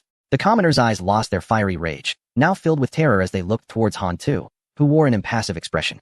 The youth turned, staring blankly at Han Tuesday. Was this the former horseman? Would he dare to defy Cheng Chumo's orders and flee? He would not. The youth understood. Orders from above must be followed without question. Without time for further contemplation, he led the horse-drawn cart away from the battlefield. Boom! The shells exploded, drowning out all other sounds. The cannon fire extended, laying waste to the entire border city, while hot air balloons ascended, conducting indiscriminate bombings. Han Tu continued to issue commands. Once the orders were given, the cannon fire engulfed the entire border city. After the hot air balloons took flight, they bombarded the city relentlessly. Li Ji was left in shock. He had just laughed, believing that without cannons, Li Jingmen could easily defeat Cheng Chumo. Who would have thought someone would dare to open fire against Cheng Chumo's wishes? Li Daozong was equally stunned. Run! He shouted. This was the difference between having a general and lacking one. At this moment, it was a battle of ruthlessness. Han Tu would not allow Cheng Chumo to be put in jeopardy. On the battlefield, one could not be held hostage. Cheng Chumo was the emperor. He had to consider his people. Han Tu could not afford such considerations. To forsake the advantage of artillery and engage in a bloodbath with Li Jingmen? That would be madness. As for the common folk of the border city, Han Tu could only smile coldly. Only the living mattered. The indiscriminate bombardment rendered it futile for Li Jingmen to hide. In a residential area, several members of Li Jingmen were obliterated by the explosion. A few commoners lay in pools of blood, their blood long congealed, having died for some time. At the city wall, kill Cheng Chumo. To the 10,000 households. The commander bellowed. The Li Jingmen no longer shied away, crawling out to charge at Cheng Chimo. The special forces had already drawn their Tang sabers. Fire! The rear guard shouted, fixing bayonets, preparing for a full assault. Han Tu commanded. Chapter 309. The blood battle at Lijingmen. The Lijingmen surged forward. The frontline soldiers fired directly. After firing, they crouched down to fix their bayonets. The distance was too close for a second shot. Kill! Han Tu raised the command flag. 3,000 new soldiers charged. Within mere breaths, they clashed with Lijingmen. As soon as they engaged, over 100 new soldiers fell. Han Tu remained expressionless. The first battle had to be fierce. The new soldiers must see blood. This is how the elite are forged. Once the new soldiers witnessed blood, their eyes turned red, fear dissipating, replaced with a singular thought, to pierce the enemy. This is the nature of the battlefield. Mercy has no place in command. New soldiers fell incessantly, yet Lijingmen fared no better, each sustaining injuries, with hundreds perishing, leaving only 500 Lijingmen capable of fighting. The horn sounded. The second wave of new soldiers entered the fray, while the first wave began to retreat. This cycle repeated 6 times. 2,000 new soldiers had perished, 5,000 were injured, and 1,000 Lijingmen had been slain. The cannon fire ceased. The army entered the city to slaughter. Han Tu declared. He could not distinguish between the common folk and Lijingmen. Lijingmen had hidden among the populace, making it impossible to discern. If one could not distinguish, then none would be made. Cheng Chimo remained silent. The youth trembled with excitement. This was the true horseman. This was war. The enemy that appeared on the battlefield was not to be spared an ounce of mercy. Han Tu would not show mercy either. Li Ji was left dazed by the explosions. Li Daozong was similarly affected. Witnessing the new soldiers storm into the city, killing anyone in sight, there was nowhere to hide. Run, Li Daozong urged, leading the way. He cursed Li Ji for being useless, still holding the title of the 10,000 households, a mere title, nothing more, which had surely enraged Cheng Chimo. If they did not flee now, it would be too late. Over 1,000 Lijingmen followed Li Daozong in flight, leaving fewer than 1,000 behind. Li Daozong, you fool! Li Ji roared, following suit. There were soldiers, but no leader. If Lijingmen had been led by Cheng Chimo, what would the scene have been? The new soldiers would have been annihilated long ago. In half a day's time, the border city lay desolate, with thousands of its citizens perishing. The new soldiers killed a few, but by the time they stormed in, the commoners had already perished. Cheng Chimo entered the city, exhaling deeply as he stood atop the battered city tower, watching the fleeing Lijingmen, unable to discern more than a cluster of distant black dots. Order the hot air balloons to pursue and bombard, Cheng Chimo commanded. Han Tu knelt on one knee. This humble subordinate disobeyed military orders. I beg your majesty for severe punishment, he stated. Cheng Chimo looked at Han Tu and smiled, bending down to assist him up. You need not take the blame for me. I have borne greater burdens. This slight transgression is of little consequence, Cheng Chimo replied. After being helped up by Cheng Chimo, Han Tu remained silent, attending to the aftermath. The youth stared blankly at Cheng Chimo. Shouldn't he let his subordinate take the blame at this moment? How could his majesty shoulder it himself? Did he not realize the storm this would stir in the Tang dynasty? His majesty would be vilified. Yet, Cheng Chimo seemed unperturbed. When this news reached Chang'an, the ministers merely acknowledged it with a casual response. Officials supporting Li Ji across various regions recognized this as an opportunity to belittle Cheng Chimo. Yet they dared not act. Li Ji had been driven to the grasslands, and the outcome was predictable. The tide had turned. It was time to sever ties with Li Ji. What if Cheng Chimo sought retribution in the future? Cheng Chimo was known for his ruthlessness. They could not afford to give him any leverage. In an instant, officials throughout the Tang dynasty were focused on practical matters, all fearing for their lives. Wrongful accusations were being retried. Officials, frightened of making errors, began investigating 3 generations back and listening to the commoners' opinions. They resolved to establish a good reputation locally. Should inquiries arise, the commoners would speak in their favor, ensuring their safety. No one was foolish enough to believe in the distance between the emperor and the common folk. For the world was interconnected. A vast underbelly of discontent spread across the nation, and they would faithfully report the situation in their regions. Despite knowing that the discontented would report truthfully, they dared not confront them, for they were now under the emperor's command. In Xiazhou, Liang Luoren's face was ashen. With Li Ji fleeing, what fate awaited this loyal minister? His Majesty has arrived. The youth shouted at the entrance of the government office. Cheng Chimo strode in, hands clasped behind his back. Liang Luoren felt a sudden jolt and hastily rose from his seat, bowing as he welcomed Cheng Chimo at the entrance of the hall. Upon entering, Cheng Chimo observed the hall's simple decor. He quickly formed a preliminary judgment about Liang Luoren, concluding that a hall adorned in gold and splendor must belong to a corrupt official. There was no room for debate. It was a certainty. Why do you support Li Ji? Cheng Chimo inquired as he took his place at the main seat. Liang Luoren approached the center of the hall and bowed respectfully. I do not wish to be a servant to 3 surnames, he replied. Cheng Chimo regarded Liang Luoren anew, surprised at his boldness. Liang Luoren was a cousin of Liang Shidu and had personally orchestrated the surrender of Liang Shidu when the Tang dynasty reclaimed Shizhou, demonstrating his loyalty to Li Shimin. Your surname should be that of the common folk of Shizhou. If you do not harbor Li Ji, he will traverse Shizhou directly. Do you know how many lives were lost in this campaign? Do not argue with me about right and wrong. You should understand that in the struggle for power, The victors write history, Cheng Chimo stated.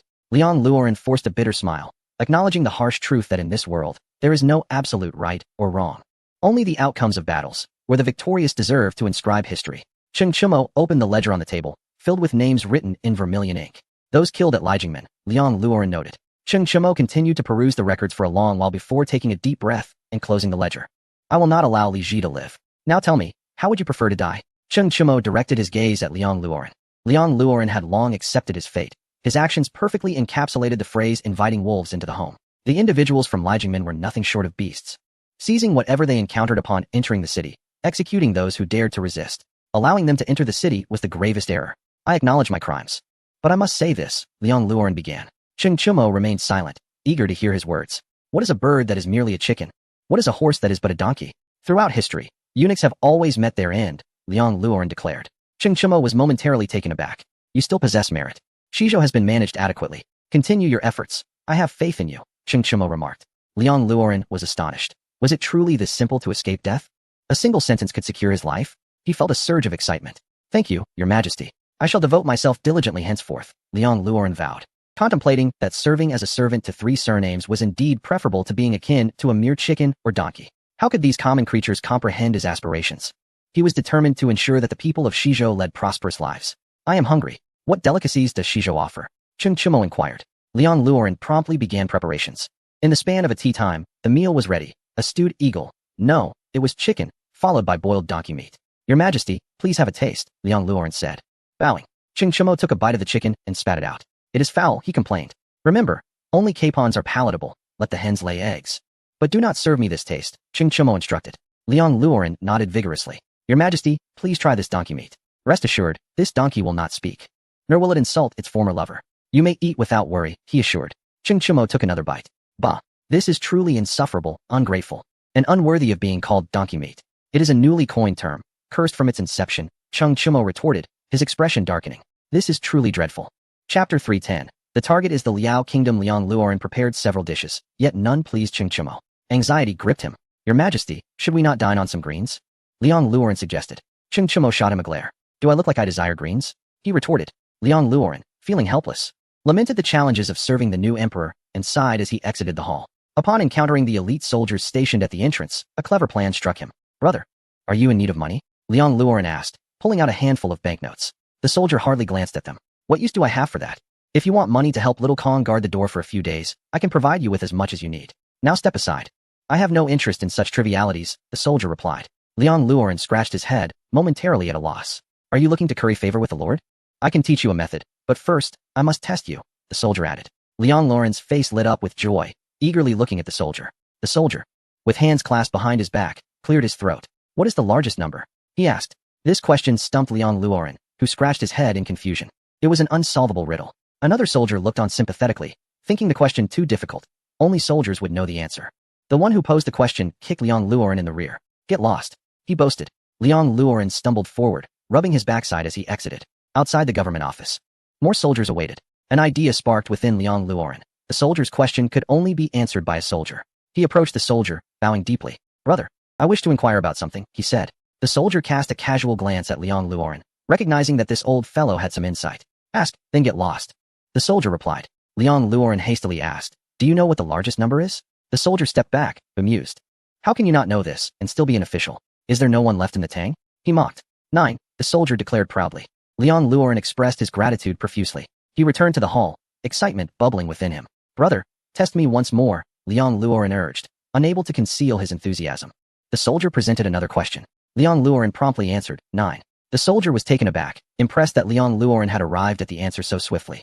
He understood that 9 was the greatest number, calculated through countless lives lost. Liang Luoren had answered correctly, and the soldier imparted a method for pleasing Cheng Chimo. The Lord has a fondness for women, he said. Liang Luoren left elated, knowing that as long as Cheng Chimo had preferences, he could find a way to please him. Upon returning home, Liang Luoren commenced an internal selection of candidates for beauty. After making his choices, he proceeded to the government office, only to find that Cheng Chimo had already departed. Liang Luoren sighed in resignation. It was fate. Cheng Chimo had led the new army into the grasslands. Merely half a month into their journey across the plains, the general, Fujiang, approached Cheng Chimo, his face displaying anxiety and his eyes bloodshot. Your Majesty, how fare my wife and children? Fujiang implored, having heard troubling rumors. He anxiously awaited Cheng Chimo's response. Fearing the worst, Cheng Chimo sighed internally, feeling remorse for Fujian. Fujian's wife had sacrificed her life to ensure that Cheng Chimo's child reached him. She had endured the rigors of travel mere days after giving birth, a burden too great for any woman to bear, even willing to exchange her child with Empress Chang's son. This debt of gratitude was insurmountable. Cheng Chimo placed a reassuring hand on Fujian's shoulder. Fujian felt an immediate chill envelop his body, his movements slowed, and he trembled uncontrollably. Your Majesty, please tell me, who has slain my wife and children? He implored. Your son is well, being cared for by Wu Mingyang in the palace. Your wife has been deceased for many years, replied Cheng Chimo. A tumult of emotions surged within Fujian, torn between tears and laughter.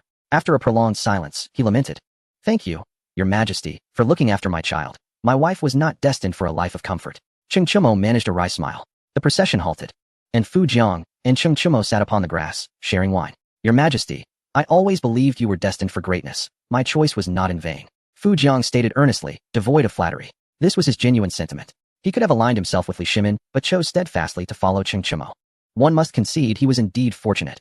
Good fortune is a talent in itself. I have wronged you, Cheng Chimo admitted, taking a hearty swig from the wine pouch. Huh. Your Majesty, you jest. If my wife were aware that our child resides in the palace, she would find peace in the afterlife, Fujian replied. He spoke the truth. Had the child remained with Fujian, he would have merely become a shepherd boy, raised in the palace. However, he was destined for greatness. Poised to return to the grasslands and inherit his father's position, commanding respect from all. After all, he would be a product of the imperial court. Should any troubles arise, there would be allies within the palace to support him. Your Majesty, when I arrived, I encountered a group of men seizing sheep. Were you pursuing them? Fujian inquired. Cheng Chimo shook his head, reclining on the grass, gazing up at the sky where white clouds drifted, occasionally veiling the sun. I have come forth to evade calamity, he declared. Fujian was perplexed. He had heard of newlyweds seeking shelter from the sun, but never of a newly enthroned emperor fleeing from disaster. What calamity do you speak of, Your Majesty? He pressed further, eager to hear Fujian's insight, as he was not one to boast. He was indeed fortunate. Lying beside Cheng Chimo, Fujian joined him in observing the clouds. He hesitated to speak. Cheng Chimo was a butcher, a man of resilience, and his tribulations must be formidable. The thought of bearing the weight of countless lives was daunting. Speak, Cheng Chimo urged. Fujian struggled to articulate his thoughts. A deluge of red hail descends. The earth trembles, he finally ventured. Cheng Chimo sighed inwardly, for he shared the same sentiment. He closed his eyes, choosing not to dwell on it. You shall pursue those men. I wish to see what progress you have made over the years, Cheng Chimo instructed. Fujian acquiesced, rising to assemble the cavalry of the grasslands. His inaugural task for Cheng Chimo must be executed splendidly, as he set out to hunt down the Li Jingmen. Meanwhile, Li Ji appeared haggard, seated by a fire with Li Daozong on the opposite side. Alas, the plight of our generals is truly lamentable. Had we a martial commander, we would not find ourselves in such a passive position, Li Ji remarked. Li Daozong nodded in agreement. Presently, the ranks of Li Jingmen had dwindled to a mere 1,500 men. It is easier to find 1,000 soldiers than to seek a single general. By the way, where has Shui Ringgui gone since his defeat at the hands of Cheng Chimo? Li Ji inquired. Li Daozong's face lit up with excitement. Indeed, how could I forget Shui Ringgui? If we can locate him, we can have him lead Li Jingmen to confront Cheng Chimo. Rumor has it he has become a son-in-law of the Liao kingdom, Li Daozong noted. Li Ji rose. We shall go to Shui Ringgui, he declared. This was his sole opportunity for resurgence. Before his father passed, he had imparted a secret weapon. If Shui Ringgui could vanquish Cheng Chimo, he would reclaim the imperial power with that final gambit. Li Ji advanced toward the Liao kingdom's border, issuing orders to avoid disturbing the populace. Upon entering foreign territory, he realized the importance of respecting the locals. In Xia Prefecture, he had acted without restraint. The people of Li Jingmen were compliant, no longer causing disturbances. Once the Liao kingdom became aware of Li Ji's incursion, discussions commenced on how to address the situation. What should we do, son-in-law? Inquired the Liao monarch. Shui Ringgui has lost his memory following an explosion. He believes himself to be a citizen of the Liao kingdom. We should not involve ourselves in the internal affairs of the Tang dynasty. Cheng Chimo is said to be exceptionally formidable. The Tang forces have already reached the greater Xing'an Mountains, with countless ships anchored in Heishan. I fear the Tang may be targeting us, and Li Ji is merely bait. If we assist him, Cheng Chimo will undoubtedly mobilize his forces, Shui Ringgui cautioned. Chapter 311. Arrival at the Liao kingdom. The Liao monarch was taken aback. His most trusted individual was Shui Ringgui. Hearing Shui Ringgui's analysis, he began to comprehend Cheng Chimo's true intentions. What strength does Li Ji possess? Does he warrant Cheng Chimo as personal pursuit? To speak frankly, he does not. To deal with Li Ji, Wang Xuanzi alone suffices. Son-in-law, what should we do? Perhaps we should offer tribute, suggested the Liao monarch. Shui Ringgui shook his head. Father, why should we bolster others' ambitions at the expense of our own prestige? Our Liao kingdom boasts 200,000 iron cavalry. Why should we fear the Tang? If they come, let them remain forever in the greater Xing'an. The Liao princess interjected. Do not underestimate Qing Chumo, she advised. Shui Ringgui frowned at the princess. Speak cautiously, he admonished. The Liao princess fell silent, retreating behind Shui Ringgui.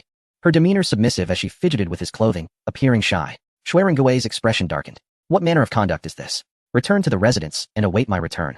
He scolded, feigning anger. Oh, let others handle the matters of war. It is too perilous, the Liao princess replied, glancing back as she departed. The Liao monarch was speechless. His daughter, once notorious for her obstinacy, had transformed dramatically since marrying Shui Ringgui, becoming a meek lamb rather than a fierce tigress. Son-in-law, what should we do? Your father will heed your counsel, he implored. The Liao ministers nodded in agreement, affirming the king's sentiments, believing it wise to follow Shui Ringgui's lead. Report. Envoys from Wujiguo are here, a soldier announced. Shui Ringgui frowned, unsettled. When did the Wujiguo come into existence? Were they not vanquished by the Tang? He retorted. The soldier hastily knelt, clarifying, it is the remnants of Wujiguo, led by Nala Yonyao, seeking refuge. Shui Ringgui glanced at the king, who swiftly comprehended. Shui Ringgui's previous statement effectively distanced them from Wujiguo. Send them away from the Liao kingdom, the monarch commanded. They bring a significant amount of gold and silver. The soldier added. The Liao monarch's interest piqued. Wealth alters perceptions. Allow them to settle for now, he decreed. Shui Ringgui remained silent, believing that greed leads one to ruin.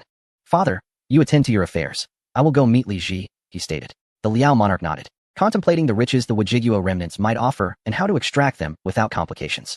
As Shui Ringgui departed the palace, he encountered 3 elders, one leading an ox, another carrying a bundle, and the last chewing on grass. The trio paused upon seeing Shui Ringgui, exchanging glances. This lad has potential. It would be a pity to lose him like this, mused the elder with the ox. The others nodded in agreement. Sun Simiao stood resolutely before the horse of Shui Ringgui. You, young man, seem familiar. Why not become my disciple? Sun Simiao proposed.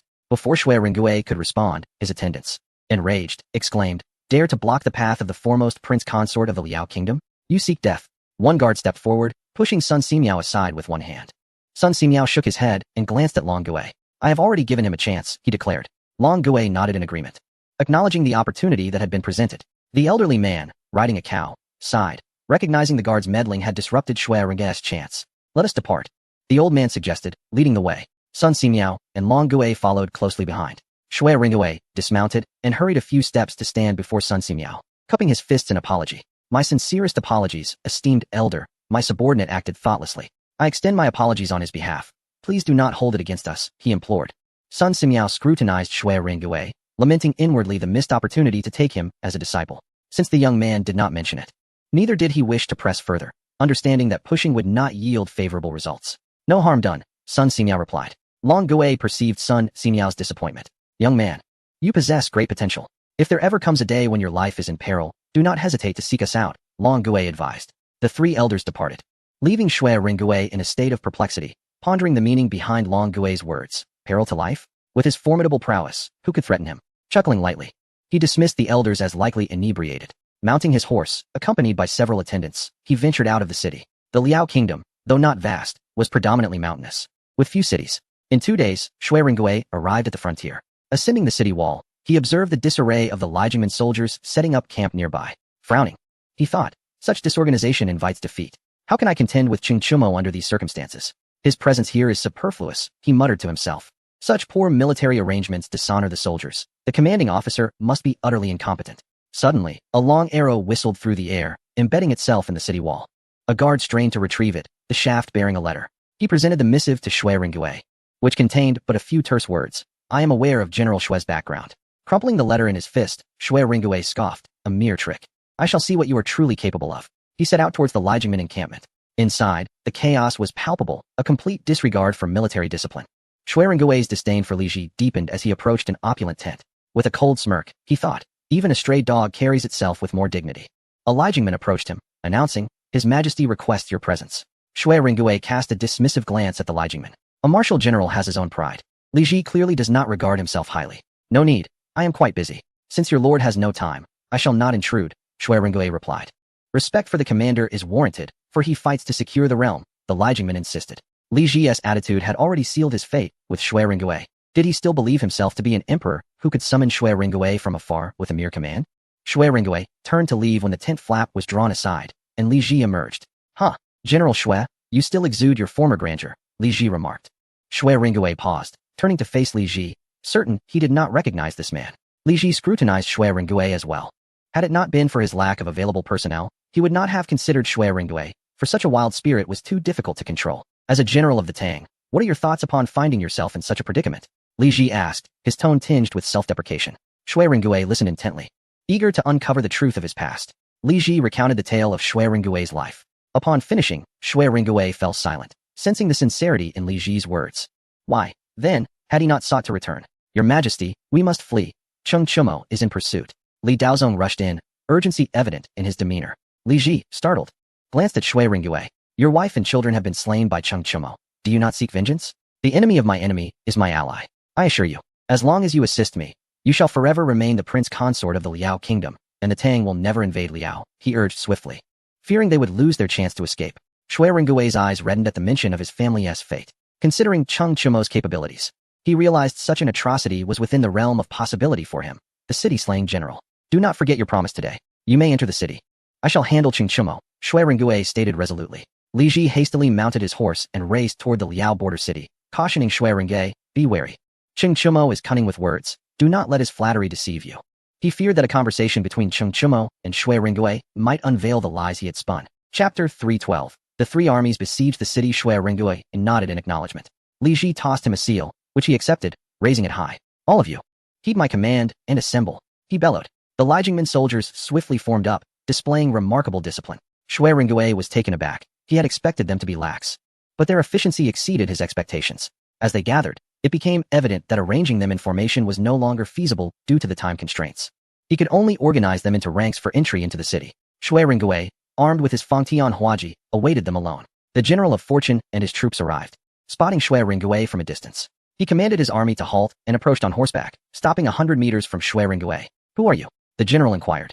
Assessing Shui Ringgui's calm demeanor amidst thousands of cavalry, recognizing he was no ordinary man, Shui Ringgui appraised the general, noting his commanding presence, indicative of someone accustomed to authority, suggesting he was no mere nobody. I am Shui Ringgui, prince consort of the Liao kingdom, he declared. The general's heart raced as he processed this revelation. Shui Ringgui, the one who had shot down 3 arrows at Mount Tianshan? Though fear coursed through him, his expression remained unchanged. Maintaining composure was his forte. Ah, so it is you. I have long heard of your prowess. Today's meeting confirms your reputation, the general remarked. And you are? Shui Ringgui inquired. The general tilted his head slightly, ensuring Shui Ringgui could see him clearly. In battle, it is a taboo for commanders to let their foes remember their faces. Yet this general deliberately defied that convention, seeking to project an imposing aura.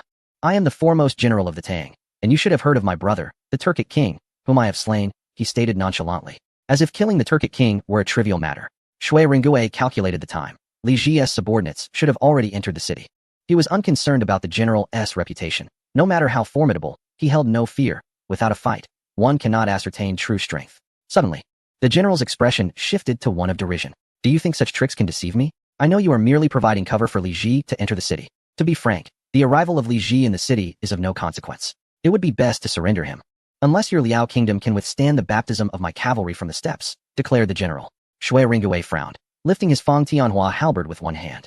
The general felt a tremor of fear. He was not foolish enough to duel Shui Ringgui alone. Haha, are you eager for a fight with me? No need for that. Return to your camp. I have no imperial decree to attack your Liao kingdom. Farewell, the general stated, gripping the reins tightly, ready to flee at the slightest advance from Shui Ringgui. Shui Ringgui hesitated to charge, having fought a few battles in Liao. He had never encountered such a formidable warrior before, leaving him uncertain. He thought it wise to retreat and gather more information before taking action. Farewell, he said, turning his horse around. As the cavalry approached, they silently acknowledged the general's prowess, maintaining their composure in front of Shui Ringgui. The general inhaled deeply, loosening his stiff legs. We shall set up camp here and wait for the emperor before launching an assault, he declared. The cavalry responded with enthusiastic shouts, brimming with confidence. A day later, Cheng Chumo arrived at the military camp. Inside the tent, the general, with a flushed face and head bowed, pleaded, Your Majesty, please forgive me. Upon encountering Shui Ringgui, I realized he is not to be trifled with. Cheng Chumo nodded, choosing not to expose the general's true character. He understood him all too well. He would never engage unless absolutely sure of victory. Had it not been for Shui Ringgui, he would have captured Li Ji. The fact that Shui Ringgui assisted Li Ji was anticipated by Cheng Chumo. Minor matter. You handled it admirably. I was concerned you might recklessly confront Shui Ringgui. Cheng Chumo commented. Relieved by the emperor's lack of anger, the general eagerly poured tea for him. Cheng Chumo took a sip and instructed. Summon General Wang Yuan to gather here. The general acknowledged the command. 2 weeks later, Wang Xuanzi arrived to rendezvous with Cheng Chumo. Upon seeing Cheng Chumo, Wang Xuanzi bowed deeply. I pay my respects to your majesty, he said, his voice tinged with excitement, astonished at how the sovereign had swiftly ascended to the throne.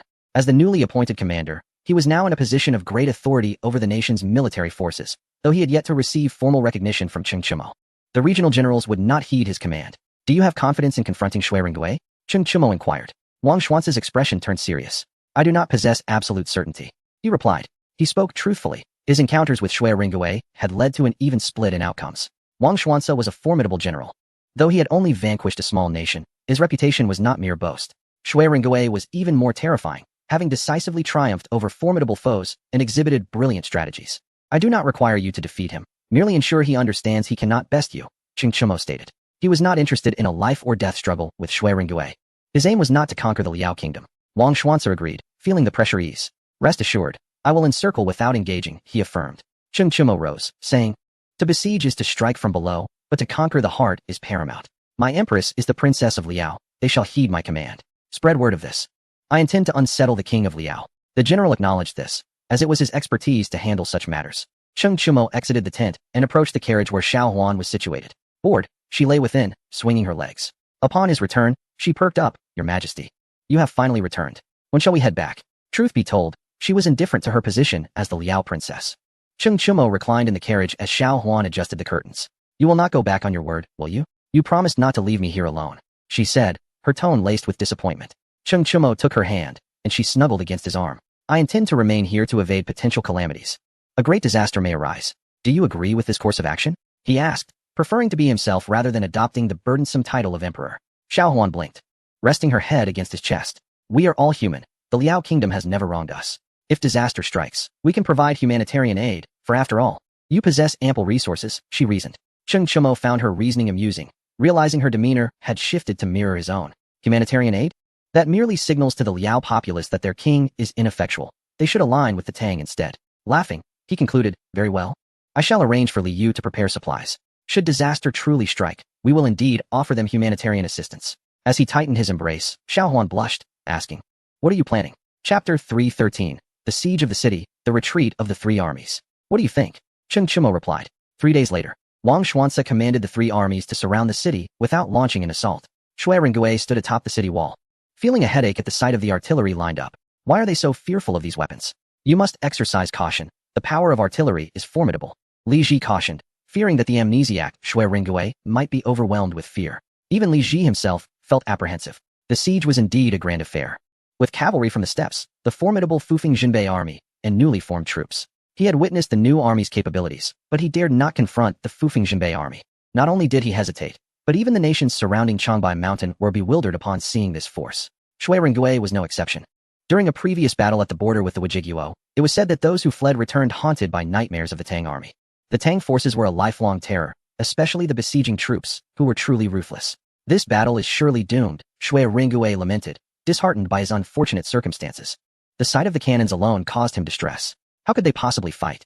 The Longmen formation could not withstand such artillery. Wang Xuanzi, meanwhile, wore a triumphant expression. A few days prior, Chen Qimo had asked him about facing Shui Rongui. He had initially been conservative in his response. In a situation of mutual strength, he believed he could match Shui Rongui, but given the overwhelming advantage in equipment, he could easily handle Shui Rongui as if it were child's play. Once I give the order to fire, not a single soul in that city will survive, Wang Xuanzi declared. Look, my lord, we can take this city whenever we choose. That is not the goal. Can you ensure that after we withdraw our forces, Shui Rongui still dares not leave the city? Chen Qimo inquired, intending to withdraw the troops, preferably to the steppes on standby. Wang Xuanzi fell silent, then proposed, we can dig trenches and have the new army guard them with firearms. While they do not attack, we remain hidden. When they do, we emerge. After several cycles, Shui Rongui will undoubtedly be too fearful to show himself. Chen Qimo had no objections, and Wang Xuanzi began the implementation of this strategy. The three armies commenced digging trenches simultaneously. 10 days later, the border town was ensconced by a labyrinth of trenches. The troops of Fufeng retreated northward, and the cavalry of the steppes withdrew as well. Only Han Tu, leading the new army, remained concealed within the trenches. At the town's entrance, Shui Rongui furrowed his brow as he surveyed the trenches, while Li Ji, filled with excitement, exclaimed, ha ha ha. They must be afraid of a surprise attack from the general, hence their retreat. They seek to use these trenches to shield against the cavalry of Liao. Li Daozong nodded in agreement, affirming the sentiment. Shui Rongui's expression darkened. These individuals were truly foolish. With three armies encircling the town, It was as if the town were meat on a chopping block, entirely at their mercy. How could they possibly be afraid? There must be a conspiracy at play. Do not be deceived. Continue digging tunnels within the town, Shui Ringwei commanded. In the face of artillery, he deemed that only tunnels could provide adequate protection from bombardment. 3 days passed in this manner. Today, the sky was overcast, and daylight felt akin to night. General, time is of the essence. Cheng Chumo must have relocated his forces elsewhere, which is causing you to miss your opportunity, Li Ji urged. Shui Ringwei's face darkened further. These mountain artillery commanders truly lack military understanding. Would Cheng Chumo divide his forces at such a critical moment? Does he not realize that one must consume food bite by bite? I command you to mobilize, Li Ji insisted, unable to contain his anger. Shui Ringwei glared at Li Ji. Enough of your nonsense. Here, take back your order token and lead yourself. He threw the token back at Li Ji. Catching it, Li Ji scoffed internally, thinking Shui Ringwei was nothing but a coward. Order 500 Lijiang men to attack the eastern flank, he commanded.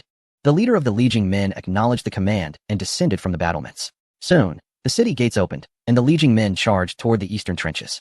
As they advanced to within 100 meters, gunfire erupted, prompting the Lijiang men to scramble back, leaving behind 200 corpses. Li Ji's face turned pale. Realizing there truly was an ambush, Shui Ringwei felt a bitter pang in his heart. Cheng Chumo was toying with him like a puppet. After this failure, Li Ji dared not command the Lijiang men to charge again. From a distance, Cheng Chumo observed the border town with a smile. The plan has commenced, he declared. Wang Xuanzi, all units, commence withdrawal, leaving only the special forces and over 100 ironclad carts. Cheng Chumo stepped into one of the carts. I sense we are nearing our goal, he remarked. In recent days, the oppressive clouds weighed heavily upon Cheng Chumo's heart. Xiao Huan, with a serious demeanor, reached out to touch the cart. Do not fear, our carts are made of iron, she reassured him. Cheng Chumo fell silent. Her response brought him little comfort. What if lightning were to strike? Suddenly alarmed by the thought, Cheng Chumo realized the potential danger. Xiao Huan, listen. You must accompany Wang Xuanzi and wait for me on the plains. He instructed her. Despite her reluctance, she had no choice but to comply, casting back glances as she left. Cheng Chumo turned to the special forces. You may go. I shall remain here. They agreed, leaving behind the finest warhorses. Once everyone had departed, Cheng Chumo gazed upon the border town. The moment we have awaited has finally arrived, he mused. 3 days later, rain began to fall from the sky. Shui Ringwei ascended the battlements, reaching out to catch the raindrops. Firearms fear water. Today marks the moment of reckoning between myself and Cheng Chumo, he proclaimed. Li Ji, stepping back, felt a chill. Entrust the Lijiang men to me. I assure you. I can lead you out to victory, Shui Ringwei urged. However, Li Ji retreated further, recalling their previous disastrous encounter. We must not fall for Cheng Chumo's trap again. He insisted. Shui Ringwei was at a loss for words. Could Cheng Chumo truly control the rain? If we do not act now, when will we? He pressed. Fire is diminished by water. Cheng Chumo's artillery will lose its potency in the rain. This is a divine opportunity. Yet, Li Ji remained unconvinced. Even without artillery, the Lijiang men cannot overcome the Fufeng Jinbei army. Shui Ringwei sighed deeply, lamenting the fate of the Lijiang men under Li Ji's command. Their individual combat prowess was akin to the famed Yinyun 18 riders, yet under Li Ji's leadership, they were rendered ineffective. It was a pity to think of the 3,000 Lijiang men. Had they been entrusted to Shui Ringwei, they might have stood a chance against Cheng Chumo. Now, no one dared to act. Perhaps Cheng Chumo's artillery was formidable, but Shui Ringwei had his own countermeasures. With proper training, the Lijiang men could become adept cavalry, easily outpacing the artillery. Moreover, he believed that the power of their long spears would be significantly diminished in the rain, rendering them inaccurate. His assumptions were not unfounded. Yet Li Ji refused to heed his counsel. No matter what he said, Li Ji merely shook his head. Helpless, Shui Ringwei had no choice but to conscript soldiers from the town. With so few people already, the number of able-bodied men was pitifully scarce. Being close to the plains, the Liao forces would not station troops here. Even if they did, there were hardly any locals left. The Han and Turkic individuals had long been decimated by Cheng Chumo. Those who had survived were too frightened to remain and had fled far away. Chapter 314. Hail as Shui Ringwei, enlisted soldiers, the townsfolk complied willingly. And he eventually gathered 100 men. Looking at the meager assembly, he felt like weeping. This pitiful group could not even muster a single tooth. It was not their fault. Who would be foolish enough to battle against the emperor of the Tang dynasty? To spare the youth from death, the elders of the town decided to accompany Shui Ringwei to their doom. Alas, everyone should return home, Shui Ringwei said. These individuals were not fit for battle. Half of them leaned on canes. How can we fight? One elderly man protested. We may not move fast, General Shui, but we are still capable of fighting. Shui Ringwei sighed inwardly. They were merely seeking to extort others. Before they could even reach him, they would fall. After much persuasion, the townsfolk finally returned to their homes. Shui Ringwei clenched his teeth, vowing to eliminate Cheng Chumo for the sake of his wife and children. He approached the city gate, gazing toward the distant trenches. Today, Cheng Chumo, we shall determine our fates, he murmured to himself, brandishing a long knife as he charged toward the trenches. A thunderous clap of thunder resounded, and Shui Ringgui slipped and fell face first. On the battlements, Li Daozong remarked, "Your Majesty, I believe Shui Ringgui is a fool." He had initially intended to use him, but his incompetence was unexpected. Li Ji nodded in agreement, finding merit in Li Daozong's assessment. Indeed, Shui Ringgui was somewhat foolish. Meanwhile, Shui Ringgui was in a state of disarray, having stumbled multiple times. As he charged forward, he spotted a row of carts, where Cheng Chumo was engaged in a solemn ritual, bowing before an altar laden with offerings. Cheng Chumo bowed deeply to the heavens, a wry smile on his face. Li Shimin, when the paper mill commenced operations, you instructed me to pay homage to heaven and earth. At that time, I struggled to comprehend the significance of your request. However, now, standing at your lofty height, I grasp much more. Regardless of the magnitude of one's power, one must always maintain a sense of reverence towards the heavens and the earth, as Cheng Chumo expressed. In the past, I failed to understand. I often heard others proclaim that the pinnacle of science leads to metaphysics. I once spoke nonsensically, but now I discern the truth. Science is science, and metaphysics is metaphysics. They exist independently of one another. The phenomena explained by science do not diminish the enigmatic nature of metaphysics. Today, I, Cheng Chumo, bow to the heavens and the earth, hoping that my imperial tribulations may be somewhat alleviated. In response, a lightning bolt cleaved the sky, followed by a deafening roar that shook the earth. The clouds above churned ominously, as if they were about to descend. Cheng Chumo, why did you slay my wife and children? Today marks your demise. Shui Ringgui charged towards Cheng Chumo, blade in hand. Cheng Chumo regarded Shui Ringgui, acknowledging his reputation as a formidable warrior who could not be deceived by such trench warfare tactics. Your wife and children? I remember now. I intended to have you avenge the death of your son at the hands of Guanin's maid. Cheng Chumo replied. Thunder rumbled, drowning out his words. Shui Ringgui closed the distance, and Cheng Chumo unsheathed his tang sword. Ha ha ha, it seems fate has ordained that you shall accompany me in battle today. Let us engage in a fierce duel, Cheng Chumo declared, charging towards Shui Ringgui. The two launched into combat, unleashing lethal strikes without an ounce of mercy. The clouds could no longer contain the rain, which poured down in torrents. After forcing Cheng Chumo back, Shui Ringgui tied a piece of cloth around his eyes, allowing him to see Cheng Chumo while shielding himself from the rain. Cheng Chumo did the same, and the two clashed once more. There were no sounds of weapons colliding, only the relentless patter of rain. Their weapons locked in a fierce embrace, they stared intently at one another. A silver-white lightning bolt lashed out, striking their weapons with a resounding crack. They were thrown back, crashing heavily to the ground. Cheng Chumo's mind went blank, his body racked with pain. Shui Ringgui rolled on the ground, clutching his head. Another bolt of lightning struck Cheng Chumo, rendering him unconscious. A subsequent strike caused his body to convulse instinctively, but he remained unresponsive. Master, Xiao Huan cried, rushing over to embrace the charred Cheng Chumo. Please don't scare me, she sobbed, gathering her strength. She attempted to lift Cheng Chumo onto her back and began to move toward the carriage. Her foot slipped, and she fell heavily, splattering mud around her. Gritting her teeth, Xiao Huan stood up and hoisted Cheng Chumo once more, pressing forward. After several more stumbles, she finally reached the carriage, dragging Cheng Chumo close to the wheel. Let us rest for a moment. I have no strength left, she said, her body collapsing against him. Ha ha ha, the heavens do not favor you, Cheng Chumo. You are destined to die. Li Ji and Li Daozong approached through the torrential rain. Li Daozong hesitated to draw his sword against Cheng Chumo, fearing the wrath of lightning. You go, he ordered a member of the Li Jing sect. The individual complied, advancing towards Cheng Chumo, weapon raised, preparing to strike. Just then, a long blade swept across the neck of the Li Jing sect member, and he fell. Shui Ringgui seized Cheng Chumo's tang sword. Cheng Chumo is not someone you lowly scoundrels can kill. He did not murder my children. He would never do such a thing. Shui Ringgui stood before Cheng Chumo, facing Li Ji and the others. Li Ji's expression darkened. So what if you've regained your memory?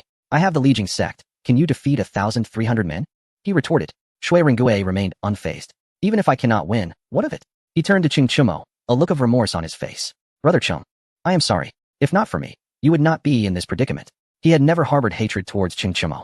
It was he who had shot down Empress Chang's son, who by fate had survived. Cheng Chumo had avenged Guanin's maid, leaving Shui Ringgui at a loss for words. Kill him, Li Ji commanded coldly, uninterested in Shui Ringui's explanations, as the heavy rain obscured his hearing. Thunder rumbled, and before the Li Jing sect members could act, a deafening clap of thunder startled everyone. Then, hailstones the size of infant fists began to rain down, knocking many Li Jing sect members unconscious. Li Ji, dazed and disoriented, glanced towards the carriage where Cheng Chumo lay, preparing to rush over. Shui Ringgui swung his tang sword, and Li Ji gritted his teeth but refrained from moving closer. Retreat, he shouted, shielding his head as he ran towards the city outskirts.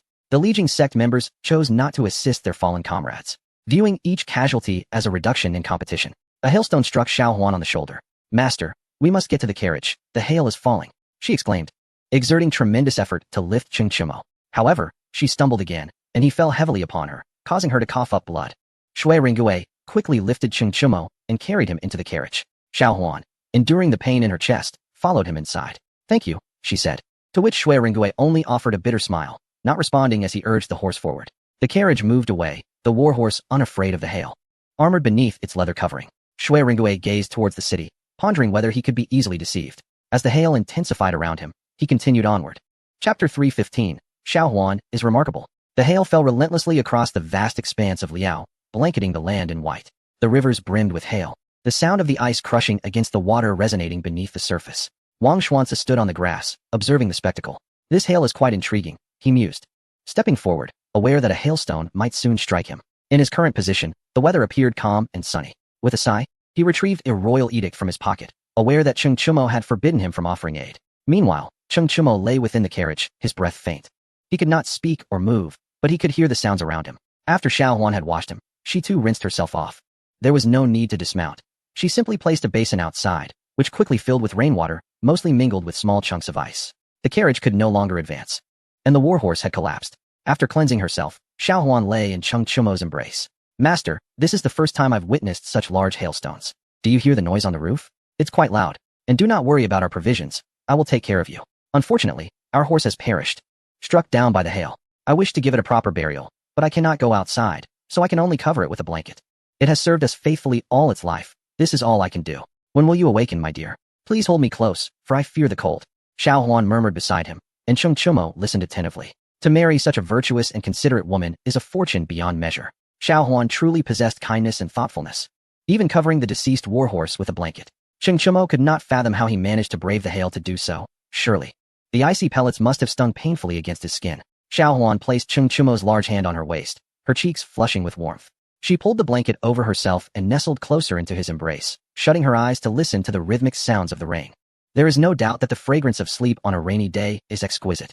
Upon opening her eyes, she found the world still cloaked in darkness and succumbed once more to slumber. After 3 long days, the hail finally ceased. Xiao Huan opened the carriage door to reveal a sun-drenched landscape outside. She stepped down, feeling the ground beneath her feet, firm at the surface yet still muddy within. Xiao Huan walked gingerly, her shoes quickly becoming caked in black mud. Look, my dear, the sun has finally emerged, she exclaimed joyfully. Cheng Chumo attempted to rise and see, but found himself unable. Fortunately, Xiao Huan was a chatterbox, eager to share everything with him.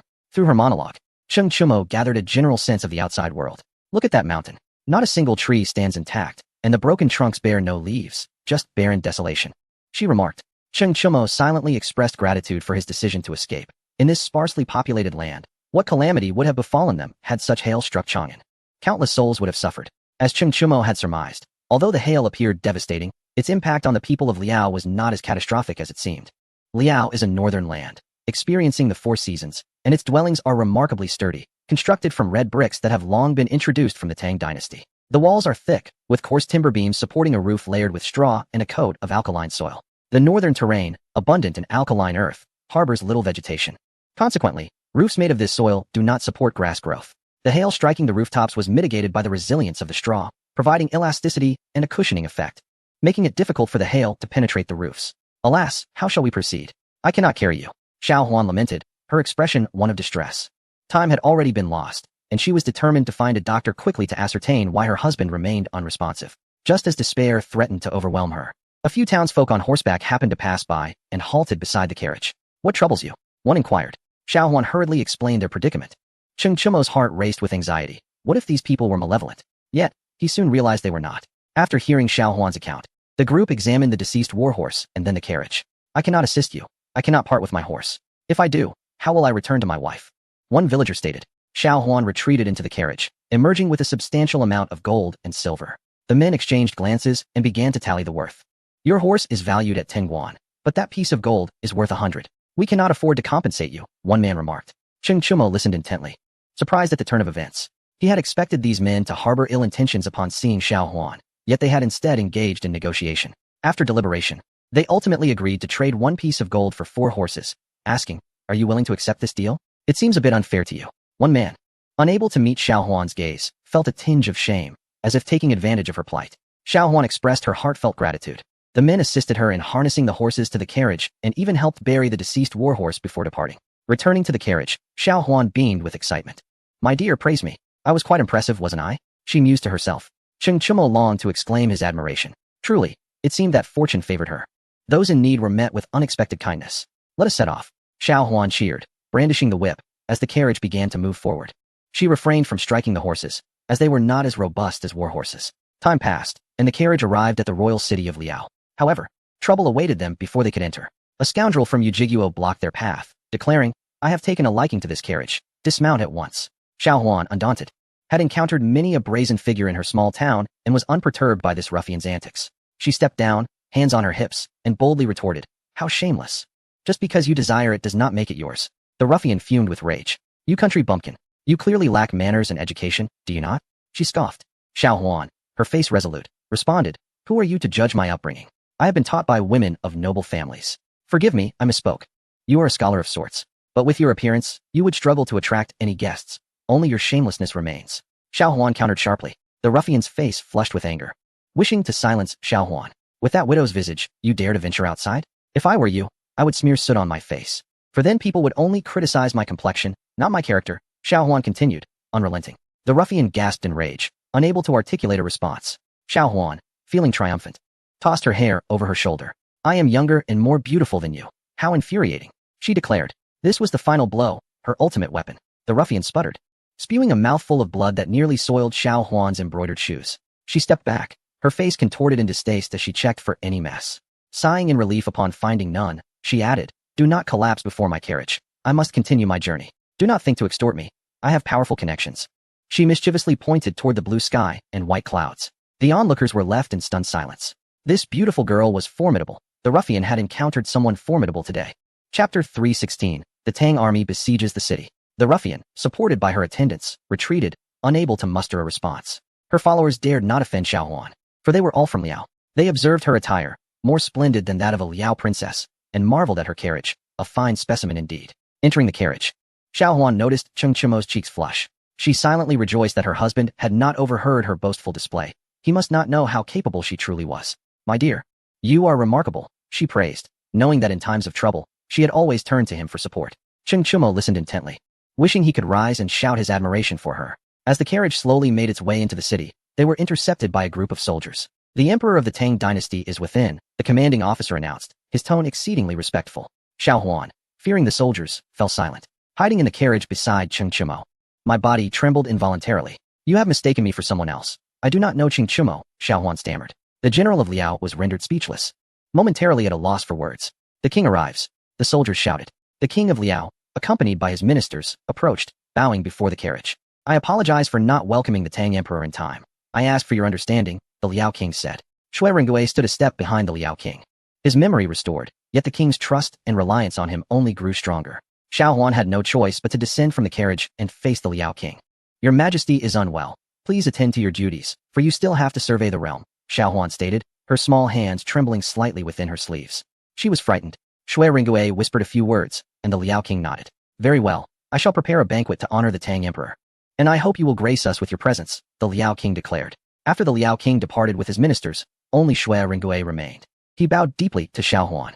"I pay my respects to the esteemed concubine," he said, withholding from informing the Liao king about Cheng Chumo's situation, considering both Cheng Chumo's safety and the interests of Liao. If those who harbored animosity towards the Tang knew of Cheng Chumo's condition, it could provoke ill intentions.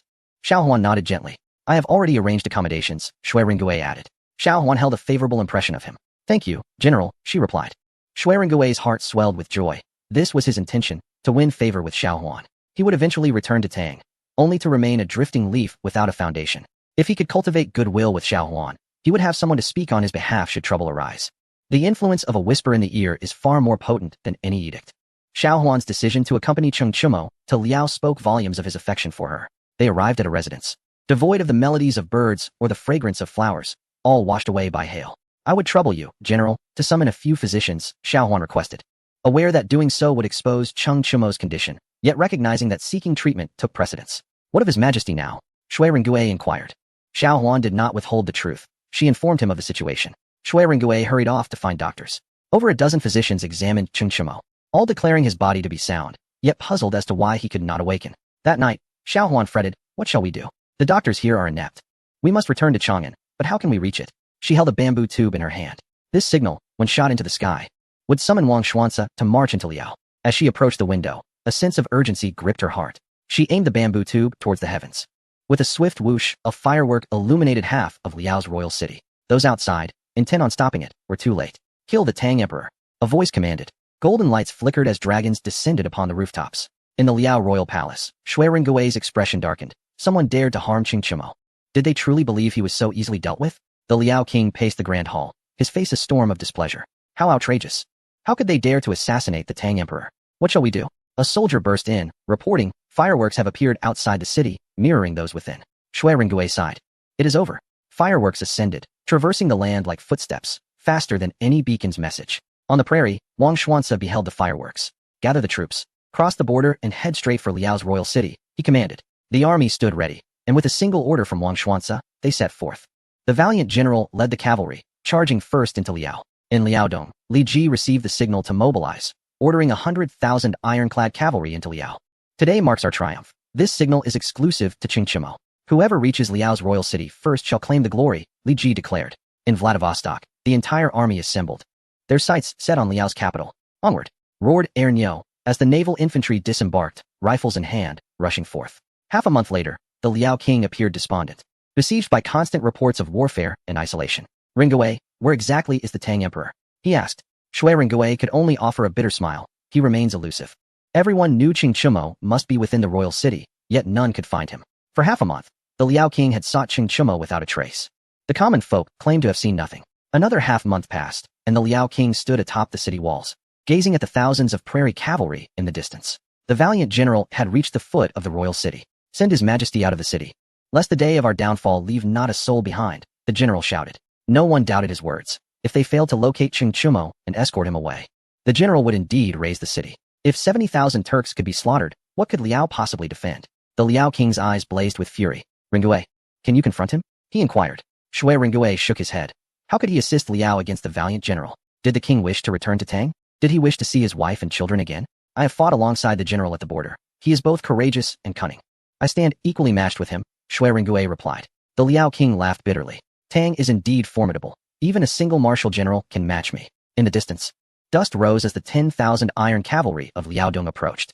The general's demeanor grew even more audacious. Half an hour later, the naval infantry arrived, followed closely by the Fufeng Jinbei army and the new troops, encircling the city. Wang Xuanzi refrained from ordering an attack. He was uncertain where Qing Chimo lay, and feared for his safety should he strike. The Liao king gazed at the Tang army, his face ashen. Turning to Shui Rengui, he implored, take your family back to Tang. Do not engage with the Tang army. They will not trouble you. The Liao king understood well that even Shui Rengui's prowess would be futile against nearly 300,000 Tang troops. The Turks had once experienced this fate, shattered and dispersed, leaving no trace of their presence on the prairie. Father, do not worry. We shall open the city and let them search. Once they locate the Tang Emperor, I shall explain. At worst, we shall merge with Tang, Shui Rengui proposed. Chapter 317. Awakening on this gentle night, as the breeze whispered, do not let me grieve. I hide in the little grove outside your door, Xiao Huan sang softly, cradling Qing Chimo in her arms. Yet, he remained unresponsive. This song, taught to her by Qing Chimo, was melodious, said to be originally sung by the Blade God. Xiao Huan knew not who the Blade God was, only that he was a great hero, capable of slaying a chicken from 1,000 miles away. How remarkable. Do I sing well? She mused. Our forces have surrounded the royal city. My master is truly formidable. Who could have imagined we would conceal ourselves in the royal garden? He he he. My master is in combat with the cowherd, and it is quite fierce. Even the yellow cattle are weeping. She chuckled, with a beaming expression. The divine physician declared that Qing Chimo was unscathed. The reason for his unconsciousness was simply that his affairs remained unfinished. My dear girl, could you not fidget for a moment? Do you not see this old man is taking your pulse? Sun Simiao remarked with a frown, his fingers pressing firmly against Qing Chimo's wrist. Xiao Huan mischievously blinked her eyes. Hee hee. Oh divine physician, why do you meddle so? I enjoy teasing you. If you dare to bully me, I shall inform my master, who is rather formidable, she declared. In the distance, Long Gui, locked in a standoff with the elder on the bull, turned to glance at Xiao Huan. You speak truth. My master is indeed a force to be reckoned with. Let that old man observe closely. If he fails to do so, he shall face the consequences. Long Gui, it boasted with a sense of pride. Xiao Huan laughed joyously, her gaze provocatively fixed on Sun Simiao. Closing his eyes, Sun Simiao found it futile to reason with the impetuous girl. After a considerable pause, he rose. This is peculiar. Why is he not awakening? Sun Simiao pondered, perplexed. Qing Chimo bore no injuries, nor was there any internal damage. What could be keeping him unconscious? Sun Simiao directed his gaze towards the elder on the bull. Come here and examine this situation. The elder and Long Gui approached, both regarding Cheng Chumo with scrutiny. He has been awake all along, the elder stated. Long Gui nodded in agreement. The trio of elderly men commenced deliberating a treatment plan.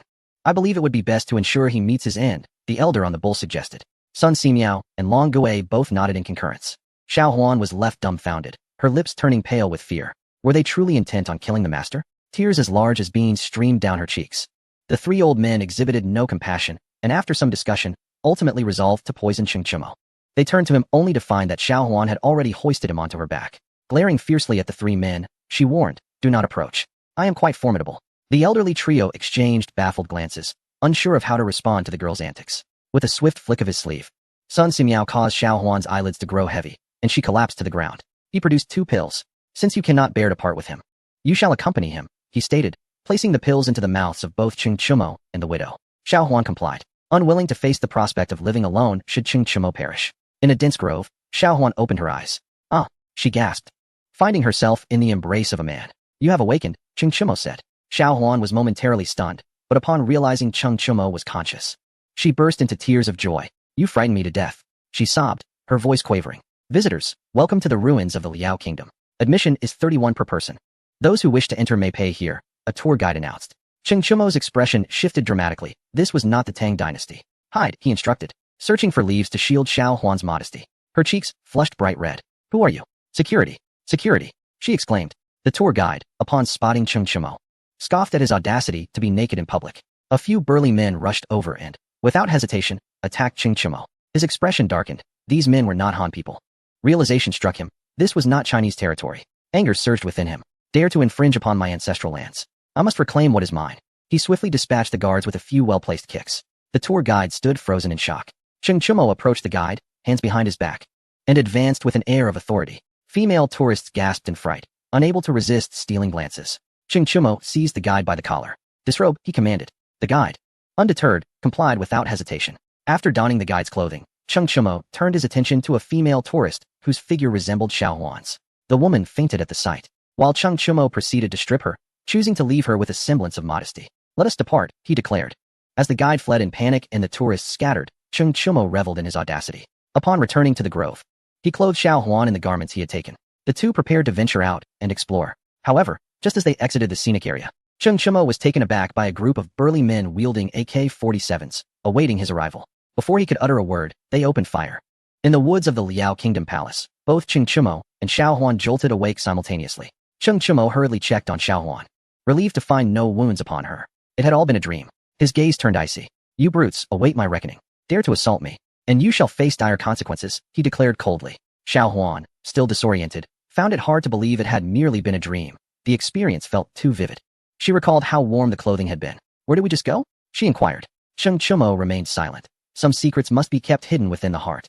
The elder on the bull circled Cheng Chumo, while Long Gui wore a grave expression. Sun Simiao appeared exhilarated. Had he known the current plight of traditional Chinese medicine, he would have wept. Progress had stagnated, and practitioners were suffering greatly. "I advise you to remain silent," Long Gui interjected. The elder on the bull finally subdued his curiosity. Cheng Chumo bowed deeply to the three men. "Thank you, esteemed elders," he expressed. Long Gui nodded. "Now is not the time for gratitude. If you do not act swiftly, your lands will be besieged." Cheng Chumo grasped Xiao Huan's hand. "Let us depart to resolve your matters, and then deal with those ruffians who dared to threaten me," he proclaimed. Xiao Huan nodded, following Cheng Chumo out of the garden and into the Grand Hall. Liao Kingdom's civil and military officials were in a heated discussion. Though their deliberations proved futile, the king had already commanded the city gates to be opened, and all soldiers had laid down their arms. Upon entering the Grand Hall, Cheng Chumo and Xiao Huan encountered Shui Ringgui, who stood in stunned silence, staring at Cheng Chumo. I, the humble soldier, pay my respects to your majesty," Shui Ringgui exclaimed, disbelief etched on his face as he quickly bowed. The king of the Liao Kingdom widened his eyes in astonishment, pointing at Cheng Chumo, rendered speechless. The ministers performed their obeisance, with at least half of them bowing deeply. One minister, after saluting, lifted his gaze towards Cheng Chumo. "We wonder how the Emperor of Tang treats the citizens of Liao Kingdom," he inquired. "There are capable individuals in Liao. He can deduce the reasons for the kingdom's calamities. Every action has its consequence. Equality in treatment is paramount," Cheng Chumo replied. The minister bowed again in respect. This was the most favorable outcome. The Liao Kingdom was facing a disastrous harvest this year. Even without Cheng Chumo's intervention, they would struggle to survive the coming year. With the support of the Tang dynasty, the citizens of Liao would thrive. Cheng Chumo turned to the king of Liao. "Xiao Huan, you should be acquainted with him. Speak of how we shall resolve this," he urged. Chapter 318. The affairs of Liao Dong concluded. Li Ji departs for Arabia. The king of Liao looked toward Xiao Huan. My brother is the southern court's king Xiao Shanfeng. He seeks to unite with the Yuji kingdom and Goguryeo to invade the Tang dynasty. My brother insists on this course, while I and the ministers oppose it. He is obstinate and refuses to heed our advice, leaving us no choice but to seize power. The king recounted. Cheng Chumo listened, taking his words with a measure of belief. The minister's accounts were consistent. Cheng Chumo gazed at Shui Ringgui, who had undoubtedly amassed considerable knowledge during his time here. Their words rang true, Shui Ringgui affirmed. Cheng Chumo nodded and turned his attention to the king of Liao. From this day forth, you shall be a prince of the Tang dynasty, Cheng Chumo declared. He then looked at the minister who had just spoken. You will accompany me henceforth. Other capable ministers shall also be given opportunities for advancement. The three kingdoms of Liao Dong will fall under the jurisdiction of General Li Ji of the Left Wu Guard, Cheng Chumo stated. The king of Liao acquiesced and turned to Xiao Huan. Xiao Huan, nestled behind Cheng Chumo, felt a tumult of emotions, uncertain of how to confront the king of Liao. Cheng Chumo smiled gently. No need to look. Her status is beyond your comprehension. She is my imperial concubine, of higher rank than you, he remarked. The king of Liao bowed deeply, and the ministers followed suit. The essence of human relationships is paramount in Huaxia, and the Liao kingdom, influenced by this, recognized that with Xiao Huan's presence, they had a formidable backing. The title of Prince of Liaodong sounded impressive, yet lacked real power, rendering it less impactful than Xiao Huan's influence. Very well, go and comfort the populace. Shui Ringgui, you will oversee the arrangements for trade, Cheng Chumo instructed. Shui Ringgui agreed. Feeling a surge of excitement, brighter days were ahead, free from fear. He would assist Cheng Chumo without fear of retribution. Wang Xuanzi was tasked with the defense of the royal city. Once prepared, he would seek out Cheng Chumo in the palace. Your Majesty, Wang Xuanzi greeted, bowing respectfully. Cheng Chumo nodded, holding a list in his hand. Arrest those named on this list. They must be eliminated. And Li Ji must not be allowed to escape. Cheng Chumo directed. Now that Li Ji had lost his value, Cheng Chumo resolved to eliminate him. At that moment, Li Ji had already fled to the Great Stone Kingdom, accompanied by merely a few hundred followers, while the remaining members of the Li Jingmen had perished in the hailstorm. Li Ji, intent on his escape, disregarded the lives of the Li Jingmen, pressing onward through the hail. His direction was contrary to that of Cheng Chumo. I cannot leave the Tang dynasty with you, Li Daozong stated. He lacked the nonchalance of Li Ji. His roots were in the Tang, and while he could flee, what would become of his family? He had a trump card, his daughter, Princess Wencheng, and he resolved to seek refuge with her. Possessing skills, he believed that Songzan Ganbu would surely accept him. Li Ji did not press Li Daozong further. If one day I reclaim the throne, will you be willing to assist me, uncle? Li Ji inquired. Li Daozong pondered and nodded. Li Ji expressed his gratitude and departed with his few hundred followers. Li Daozong, accompanied by a small contingent, set his course for Tubo, intending to cross into Gansu and then to Tubo. Li Ji, you had best not return. You cannot contend with Cheng Chumo, Li Daozong warned. He knew Li Ji's destination, suspecting it to be the Arab Empire. When Li Ji escaped Chang'an, he had carried numerous blueprints of cannons, carriages, and hot air balloons. What would happen if such technology fell into the hands of the Arab Empire? Li Daozong sighed. Li Ji had lost his mind, which was precisely why he could not follow him any longer. Upon entering Gansu, Li Daozong was captured by the Shadow Right Guard. Outside the waterside villa, the Shadow Right Guard escorted Li Daozong to the entrance. Empress Changsun emerged, her face taut as she regarded Li Daozong. What is your wish for death? She demanded. Li Daozong forced a bitter smile. There was no escaping his fate. He had lost all hope. Sitting down on the ground, he looked at Empress Changsun. Do as you will. I've lived long enough, he replied. The 3,000 members of the Li Jingmen had dwindled to just a few hundred, especially after the battle in the rain, where Cheng Chumo had been left with only one survivor whom they could not capture. Was there any point to continuing the fight? He who has virtue gains support. He who has lost virtue finds himself alone. Shui Ringgui ultimately assisted Cheng Chumo. Is this not worth pondering? Was it solely because Cheng Chumo was the emperor? Far from it. Shui Ringgui understood that Cheng Chumo would undoubtedly be a better emperor than Li Ji. He saw through Li Ji's schemes. Sending him to the grasslands was not an act of protection, but an attempt to pit him against Cheng Chumo. What would be the outcome of a clash between two great generals of the Tang? Fortunately, Cheng Chumo did not pursue total annihilation. Had he wished to kill Li Ji then, it would not have been a simple loss of memory, but a certain death. Bombarding him with cannons served as a reminder to Shui Ringgui that the Tang dynasty was not without artillery. Rather, it was Li Ji who lacked such resources. Shui Ringgui harbored a deep-seated grievance. Now that Cheng Chumo had gained control of the entire Tang dynasty, did he still need to aid Li Ji? What was Li Ji to deserve such loyalty from Shui Ringgui? Li Daozong grasped this, which was why he did not follow Li Ji's lead. Where is Li Ji? Empress Changsun inquired. Li Daozong fixed a derisive gaze upon her. I offer you a piece of advice. Do not attempt to protect Li Ji. He is unworthy of your defense. As long as you live, fewer from the Li family will perish. If you dare to shield Li Ji, what do you think Cheng Chumo will do? Do not presume that he would hesitate to discard you. Remember, the sovereign is devoid of mercy, Li Daozong warned. As one approaches death, their words are gentle, he added, for he spoke the truth. Before the state, Cheng Chumo would show no leniency, not even to Empress Changsun. Li Ji's actions threatened the very foundation of the Tang dynasty. He was doomed. Empress Changsun's heart trembled, her eyes reddening. Have we truly come to this point? You have been by Cheng Chumo's side for some time now. You have witnessed his 20 years of battles, the bloodshed of millions. Observe the warriors surrounding him. During the Battle of Xiazhou, there was no need for Cheng Chumo to issue orders. Han Tu commanded the bombardment directly, living up to his name. Should you dare to meddle in Cheng Chumo's affairs, you need not worry about his intervention. Others will take care of you, Li Daozong cautioned. Empress Changsun forced a smile. Wiping her tears. You wish to find Princess Wenqing, do you? Go ahead, but remember this. You are a person of the Tang. If you betray the Tang, your daughter will meet the same fate. With that, she turned and retreated into the villa, unable to hold back her tears any longer. The women gathered around her, weeping. Empress Changsun cried bitterly. Once her tears subsided, she informed the women of the situation. Summon Long Zhan. Order him to pursue Li Ji relentlessly, with no mercy. Li Lizzie commanded. The women looked at her in stunned silence. Do you wish for him to destroy the Tang? If he takes away such technology, what would happen if it fell into the hands of other nations? Li Lizzie argued. Empress Changsun remained silent, tacitly agreeing. After receiving the order, Long Zhan set out with 1,000 Shadow Right guards to the Great Stone Kingdom, though it would be a daunting task to catch up. 3 months later, Cheng Chumo returned to Chang'an. During the morning court, he stated, You have performed admirably in my absence. I have here the blueprints for a train. Each of you will receive a copy. Within 6 months, I expect to see a train in operation. Should you fail, I shall make your lives exceedingly difficult. The noble families will face fines of 10 billion guan each. If you cannot produce such funds, you best work diligently. Cheng Chumo smiled as he surveyed the ministers, who wore expressions of despair. 10 billion? Your Majesty, are you intending to dig up our ancestors' graves? Cheng Chumo turned to Ma Zhou. You are included as well. Should you fail to deliver, I shall have you hung on the city wall for a month, without clothing, he declared. Ma Zhou's eyes widened in disbelief. To be hung on the city wall for a month without clothes? What malice? Chapter 319. Wu Zetian. Ma Zhou longed to voice a few words, but before he could utter a sound, he was silenced by Cheng Chumo's command. You shall be quiet. Do as you are told, and refrain from idle chatter, or I shall deal with you.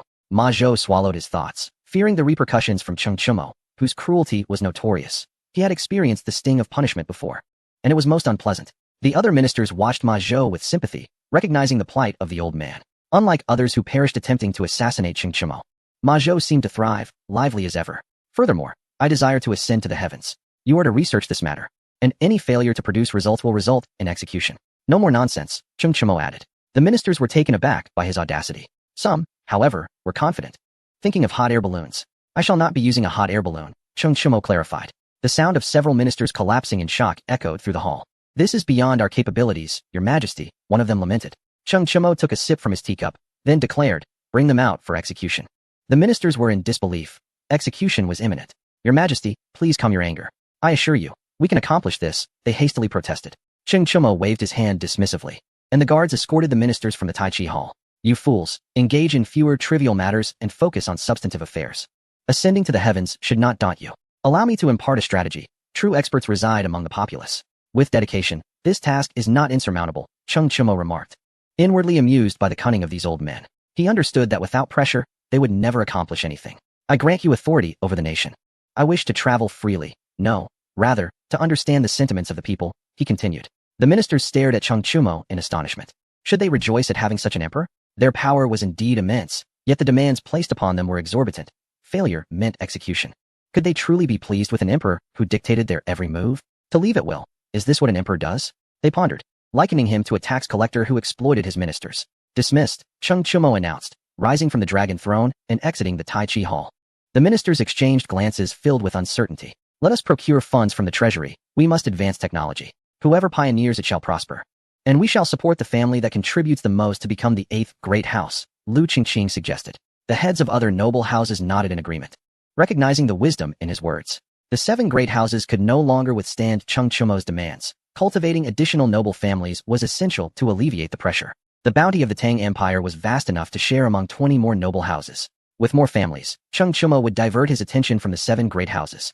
Excitement spread among the ministers. This was an opportunity. To elevate their families to noble status would be the pinnacle of achievement, a legacy to be proud of. The announcement sent ripples through the Tang Empire, igniting fervor. Ma Zhou even implored Cheng Chumo to issue a decree. Without a glance, Cheng Chumo allowed Wu Meinyang to seal it with the royal jade stamp. Ma Zhou's lips twitched, uncertain of who truly held power between the two. However, Wu Meinyang beamed.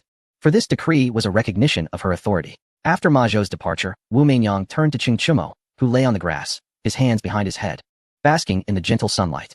She approached, kneeling beside him with a platter of fruit. Plucking a blade of grass, she playfully teased his nose. Cheng Chimo turned to her, finding comfort resting on her leg. Why not review the memorials and instead distract me? He quipped. It feels delightful to rest my head here, he added. Wu Mingyang rolled her eyes at him. Brother-in-law, I wish to change my name, she declared. You wish to be called Wu Zetian, do you not? He replied, stunned.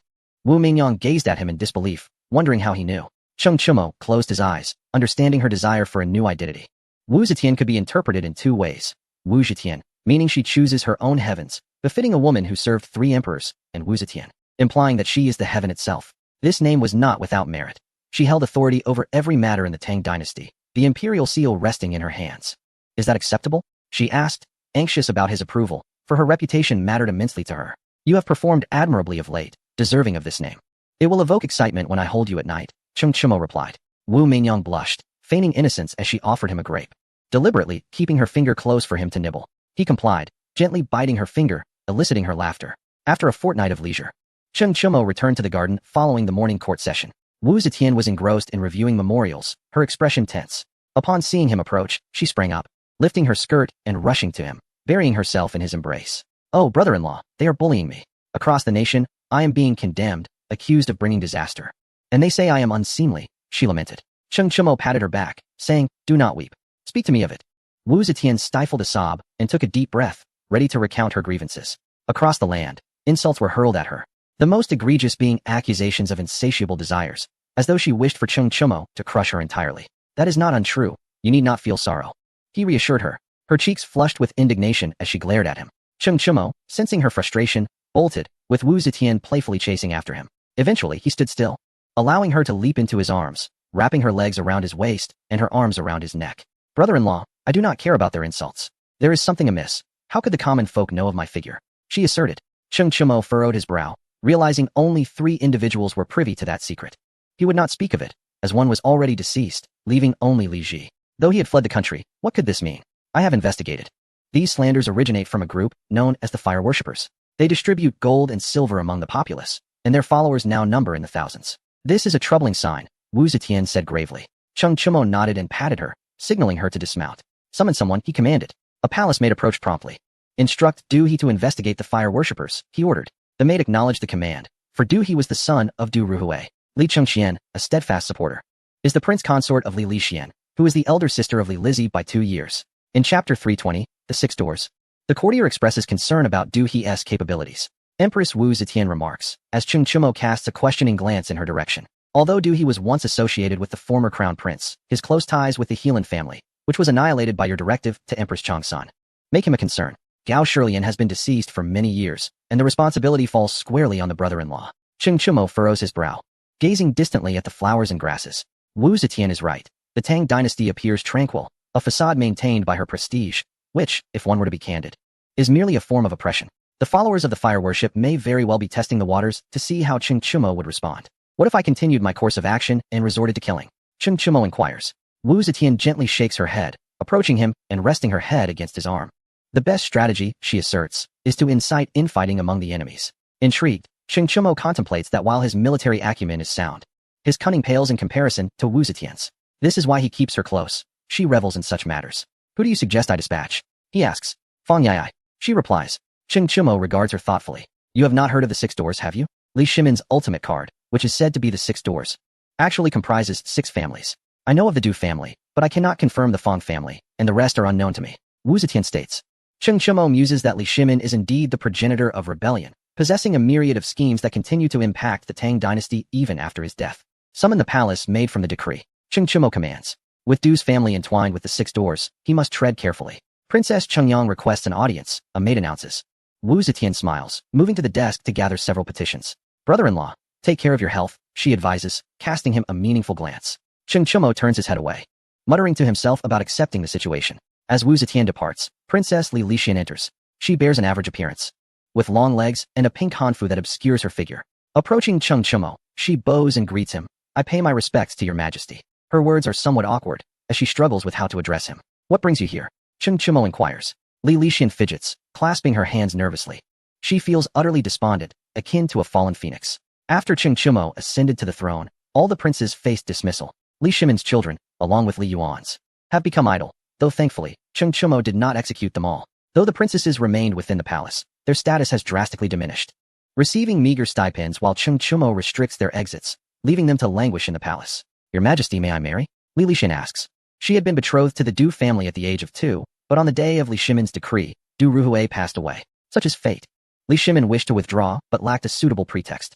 Originally, he anticipated he would rise against Cheng Chumo, but the latter thwarted those plans. It now appears that Li Shimin intends to select another family for the 6 doors, rendering his plans a failure. Who do you wish to marry? Cheng Chumo queries. Li Lixin's heart leaps with joy. She had expected him to be intimidating, but he proves to be quite accommodating. Remembering her brother Li Tai's words, her cheeks flush, and she nervously fidgets. Cheng Chumo finds amusement in her demeanor, noting her intriguing character. Have you made your decision? He prompts, gathering her courage. Li Lixin gazes at him determinedly. My brother says that our elder brother has long arranged for us to be given to the emperor. Cheng Lixin states. Cheng Chumo suddenly recalls his conversation with Li Changqian. She is correct. They have indeed been promised to others, specifically to him. It becomes clear why she has remained unmarried for so long. Who would dare to wed her now? Do you not desire to marry Duhe? Cheng Chumo inquires, gesturing to a nearby desk, indicating she should take a seat. Li Lixin kneels, her demeanor restrained, looking up at Cheng Chumo. Inwardly, she thinks he is quite handsome and wonders why he appears so youthful at nearly 40. Is that acceptable? She asks. Cheng Chumo takes a sip from his teacup, reflecting that an additional Li Lixin in the harem is inconsequential. What skills do you possess? He inquires. With pride, Li Lixin responds, I can dance. My sisters say I am quite good at it. I shall perform for your majesty. Rising, she begins to dance, her long legs accentuating her alluring movements. Cheng Chumo watches with great interest. Upon concluding her performance, he states, you will accompany Mei Yang. I understand your desires. You wish to travel to Gansu to find your mother, do you not? Li Lixin nods vigorously, elated. She aspires to marry Cheng Chumo, and then seek out her mother and sister. Thank you, your majesty. I shall go find sister Mei Yang immediately. She exclaims. Cheng Chumo nods in approval. Li Lixin lifts her skirt, striding toward Wu Zetian. Cheng Chumo watches her retreating figure, lost in contemplation. Could Duhe be associated with the 6 doors? He muses quietly. It perplexes him. If Duhe were indeed part of the 6 doors, why would he align with Li Changqian? Li Shimin would never permit such an eventuality. Your Majesty, Empress Yang requests your presence. A palace maid approaches, bowing respectfully. Allow her to come. I am preoccupied, Cheng Chumo responds. The Empress claims she knows everything and will reveal it all if you attend her, the maid insists. Empress Yang has anticipated that Cheng Chumo might decline, so she must compel him to visit. Everyone understands that with each new emperor comes a new court. The harem is no different. Cheng Chumo currently tolerates them, but what of the future? The women in the harem unite to secure their own futures. They cannot leave the palace, as they would have nowhere to go. Their families would reject them, for they are all concubines of Li Shimin, and to harbor them would draw unwanted attention. Cheng Chumo rises, realizing that there are matters he cannot yet comprehend. Consulting Empress Yang may provide clarity. He proceeds to her palace, where over 100 concubines greet him with synchronized bows. We have seen your majesty. Their voices echo in unison, suggesting prior rehearsal. Cheng Chumo observes the concubines, who have all made an effort to present themselves attractively. Upon noticing him, they hastily present smiles, vying for his favor. Among them, he spots the 7 daughters of the prominent families, standing together. As Cheng Chumo glanced over, the women were struck with fear, their faces paling. They had often reported on Cheng Chumo. Given her current status, it was inconceivable that she would punish these women for trivial matters. You should find something to occupy yourselves in the palace. If physical labor is beyond you, engage in other pursuits, Cheng Chumo remarked. The concubines were momentarily stunned. Then elated, unable to do physical work, they could partake in something else. Chapter 321. Li Changqian returns to the capital. Cheng Chumo shook her head, realizing she couldn't articulate the matter clearly, and decided it was better to let Empress Yang explain. Where is Empress Yang? Cheng Chumo inquired. The concubines parted to make way. Cheng Chumo, hands clasped behind her back, strolled into the palace. Upon entering the hall, the maidens ceased their follow and closed the door, standing guard outside. The atmosphere within the grand hall was quite pleasant, adorned with pink silk. Cheng Chumo took her seat at the desk. Hurry and emerge. There's no one here to reprimand you now, she teased. During her first visit to this place, Empress Yang had attempted to make advances. Fortunately, Cheng Chumo cleverly warned her that the walls had ears. Otherwise, she would have been cast into the cold palace by Li Shimin long ago. Empress Yang, pouting, approached. Clad in sheer fabric, exuding the allure of a mature woman with every step. Cheng Chumo observed with keen interest. Empress Yang, feeling somewhat defeated, wondered why she could not captivate Cheng Chumo. Eschewing further attempts at seduction, she knelt beside Cheng Chumo, a bitter smile gracing her lips. Your Majesty, am I growing old?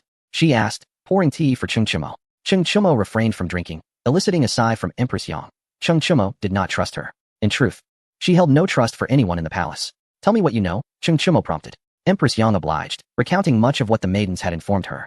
Upon hearing it, Cheng Chumo furrowed her brow. The situation was indeed troublesome. Li Shimin had been nurturing a rivalry between the 6 and 7 great families, which ultimately stalled for various reasons. The Six Doors was said to be an organization, yet they lacked a clear mission. The purpose of their existence remained a mystery. This information is crucial. Prepare the meals, as I shall be staying here today, Cheng Chumo commanded. Empress Yang promptly rose to make arrangements. Is that how you intend to leave? Cheng Chumo inquired. Empress Yang cast a flirtatious glance in her direction. Rest assured, Your Majesty, there are no men in the harem. Not even eunuchs, she replied, swaying her hips as she exited. The following day, during the morning court session, Cheng Chumo sat upon the dragon bed, her spirits high. The worship of fire has surfaced in various regions. I wish to know who is behind this, she declared. Ma Zhou stepped forward, bowing. This matter has nothing to do with me. I have been preoccupied lately. I implore Your Majesty to investigate thoroughly, he insisted, his voice tinged with urgency. The ministers stifled their laughter. Ma Zhou appeared nervous, perhaps fearing repercussions, attempting to preemptively clarify his position. Cheng Chumo fixed her gaze upon Ma Zhou, who felt a shiver run through him. Your Majesty, I assure you, it truly is not my doing, he insisted again. Cheng Chumo scrutinized him, harboring suspicions that Ma Zhou might also be affiliated with the Six Doors.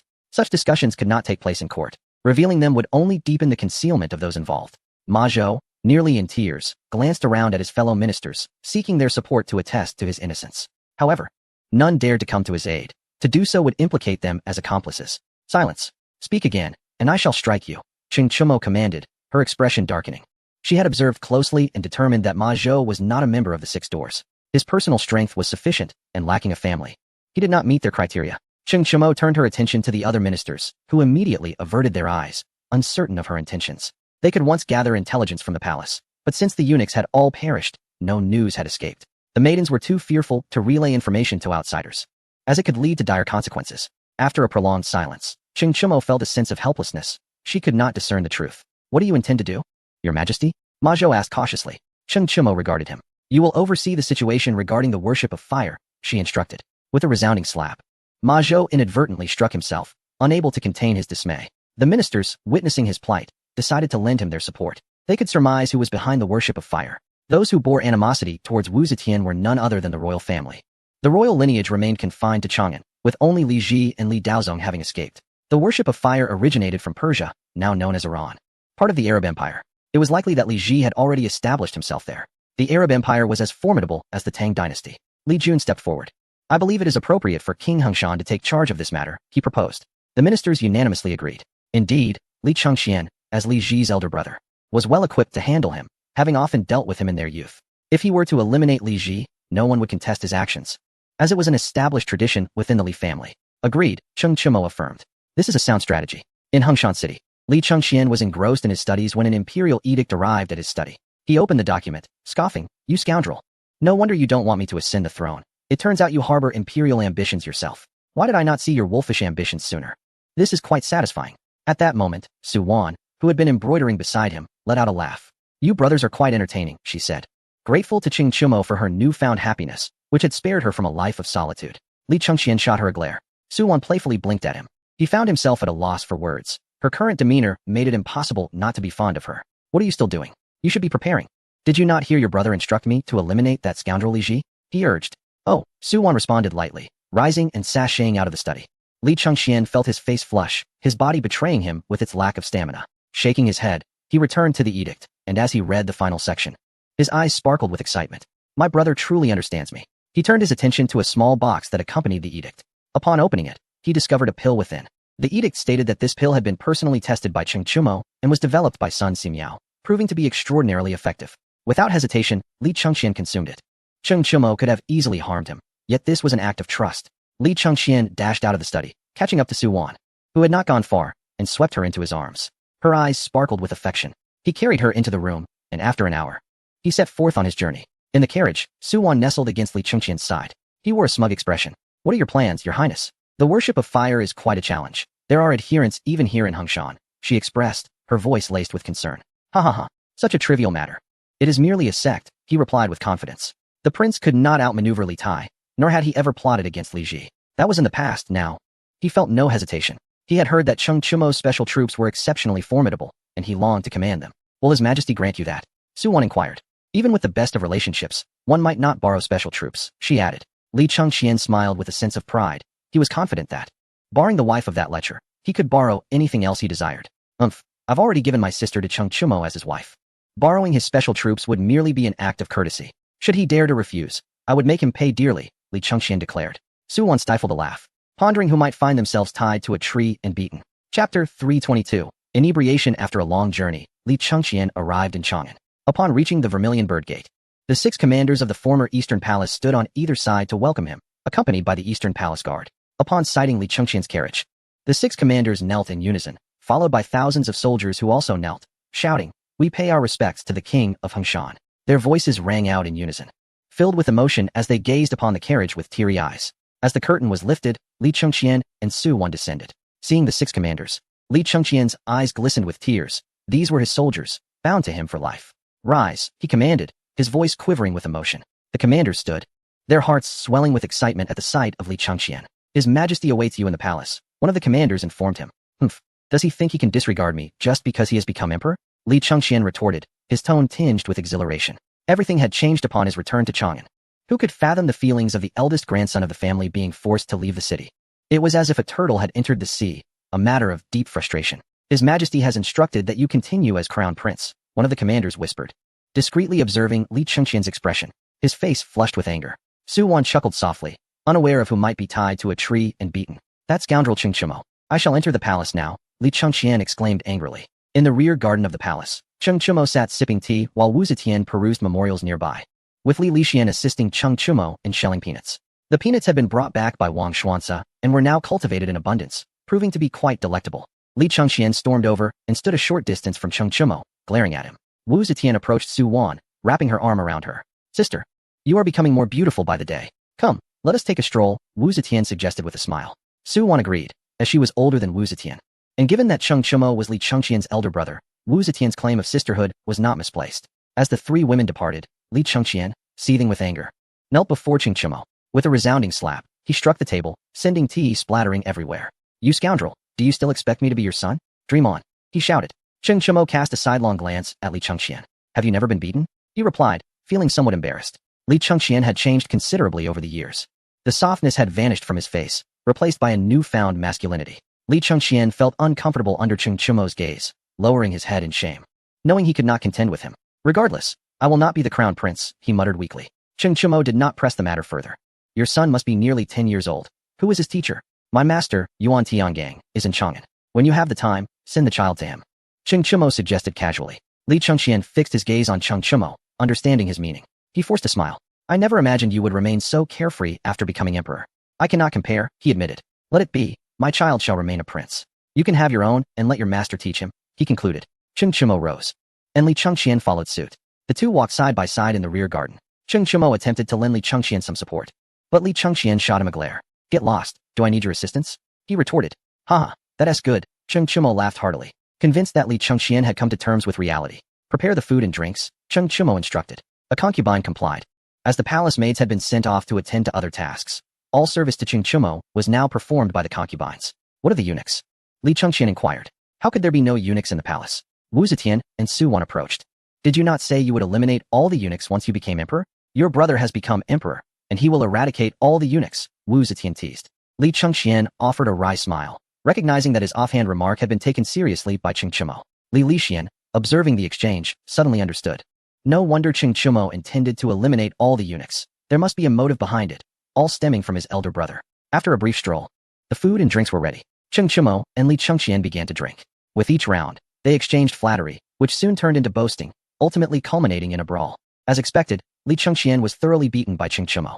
He cried out for mercy before Cheng Chumo finally relented. "You are sensible. Had you delayed a moment longer, I would have continued," Cheng Chumo remarked smugly. Li Chengxian covered his eyes, feeling powerless after the beating. Internally, he lamented why he hadn't trained in martial arts. Otherwise, he wouldn't have been so thoroughly defeated. Li Lixian, seeing her brother in such a state, felt sympathy and rose to assist him, but he quickly dodged her.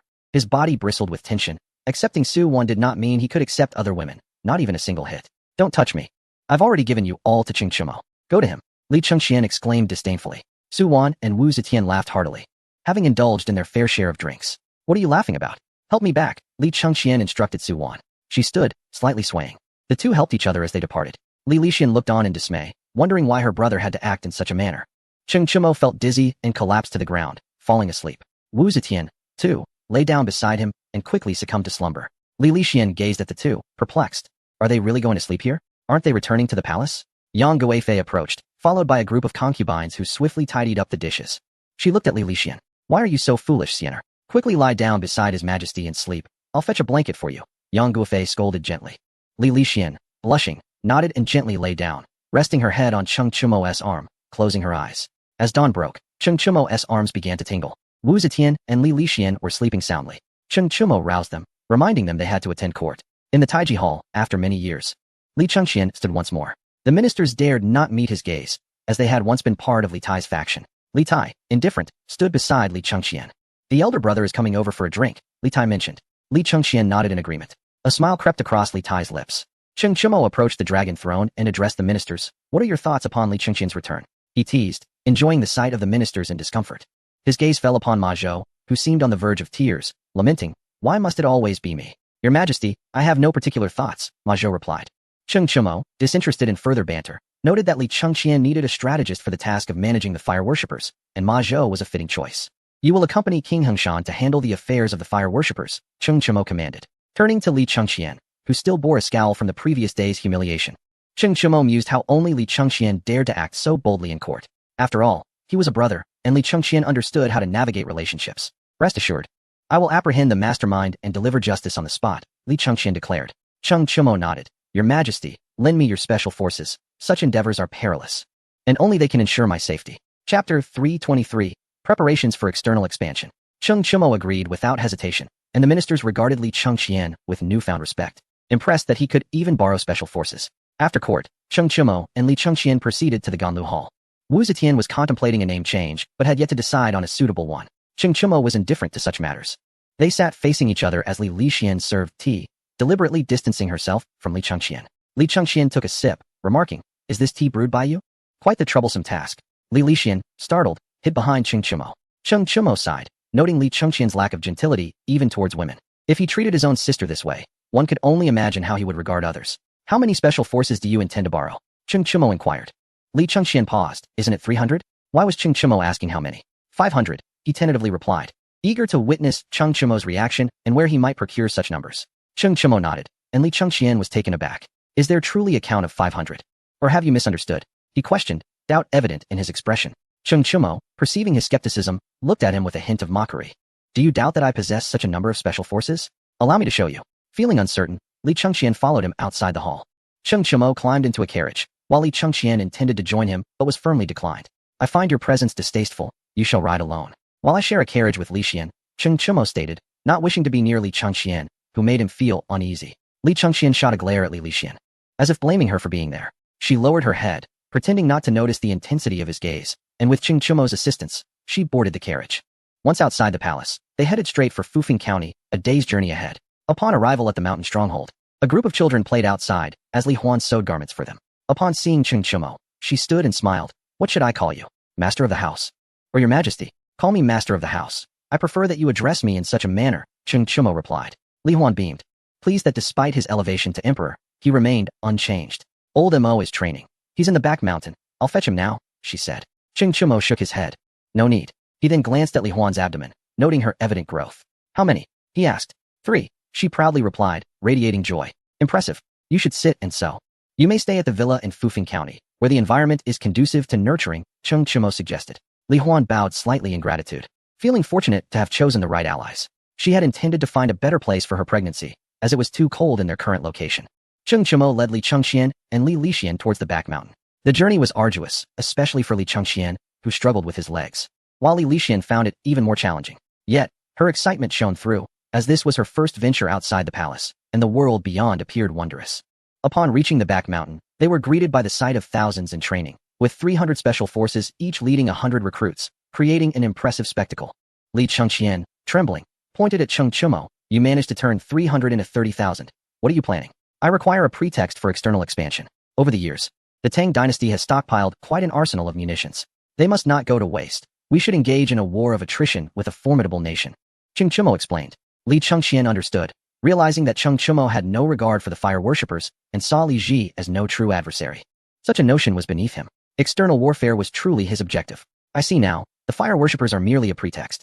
I need not strike them down. Only uncover which nation supports them from the shadows, correct? Li Chengqian articulated. Cheng Chumo nodded, hands clasped behind his back, gazing into the distance.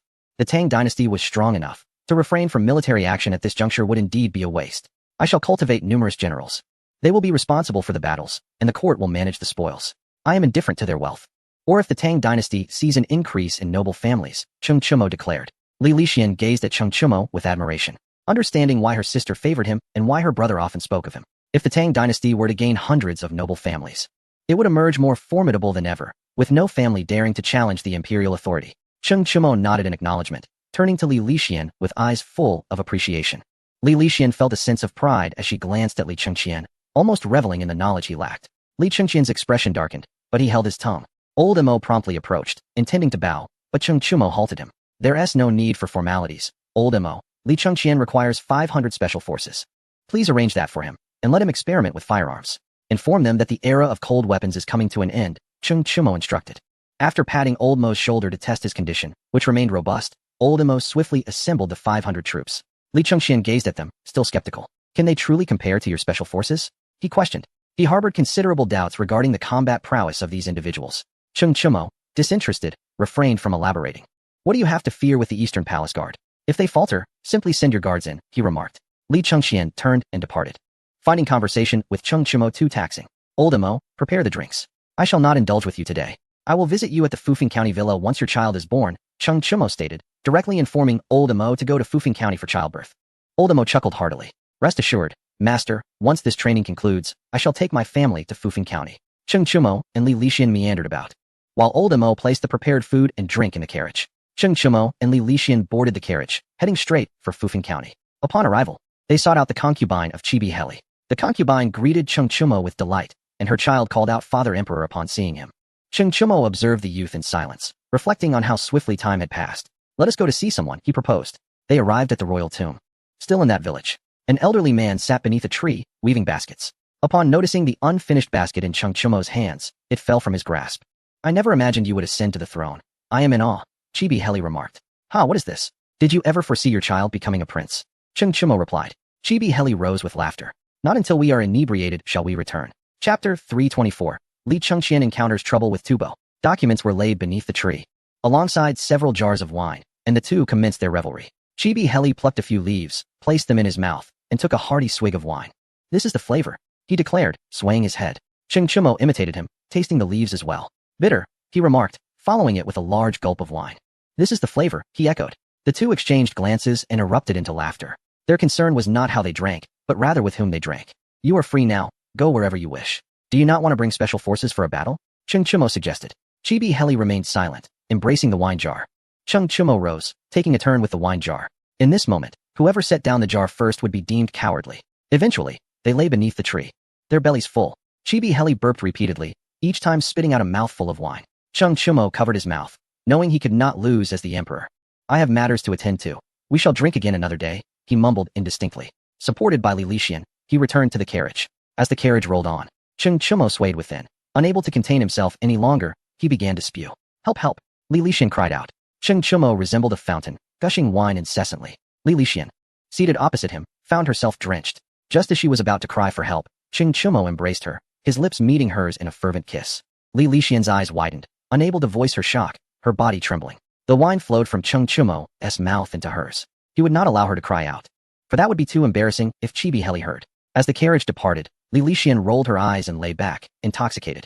Cheng Chumo felt considerably relieved, gazing at the wine-soaked Li Lixian in disbelief. This girl was weak. A single sip had rendered her drunk. Upon returning to the palace, Li Lixian, in tears, rushed to take a bath. After cleaning herself, her first act was to complain to Wu Zetian. Sister, I feel so nauseous. The emperor forced wine into my mouth. She lamented. Wu Zetian, her mind already conjuring images, swallowed hard, taking a step back from Li Lixian. Siener, go amuse yourself. I still have memorials to review. Wu Zetian replied.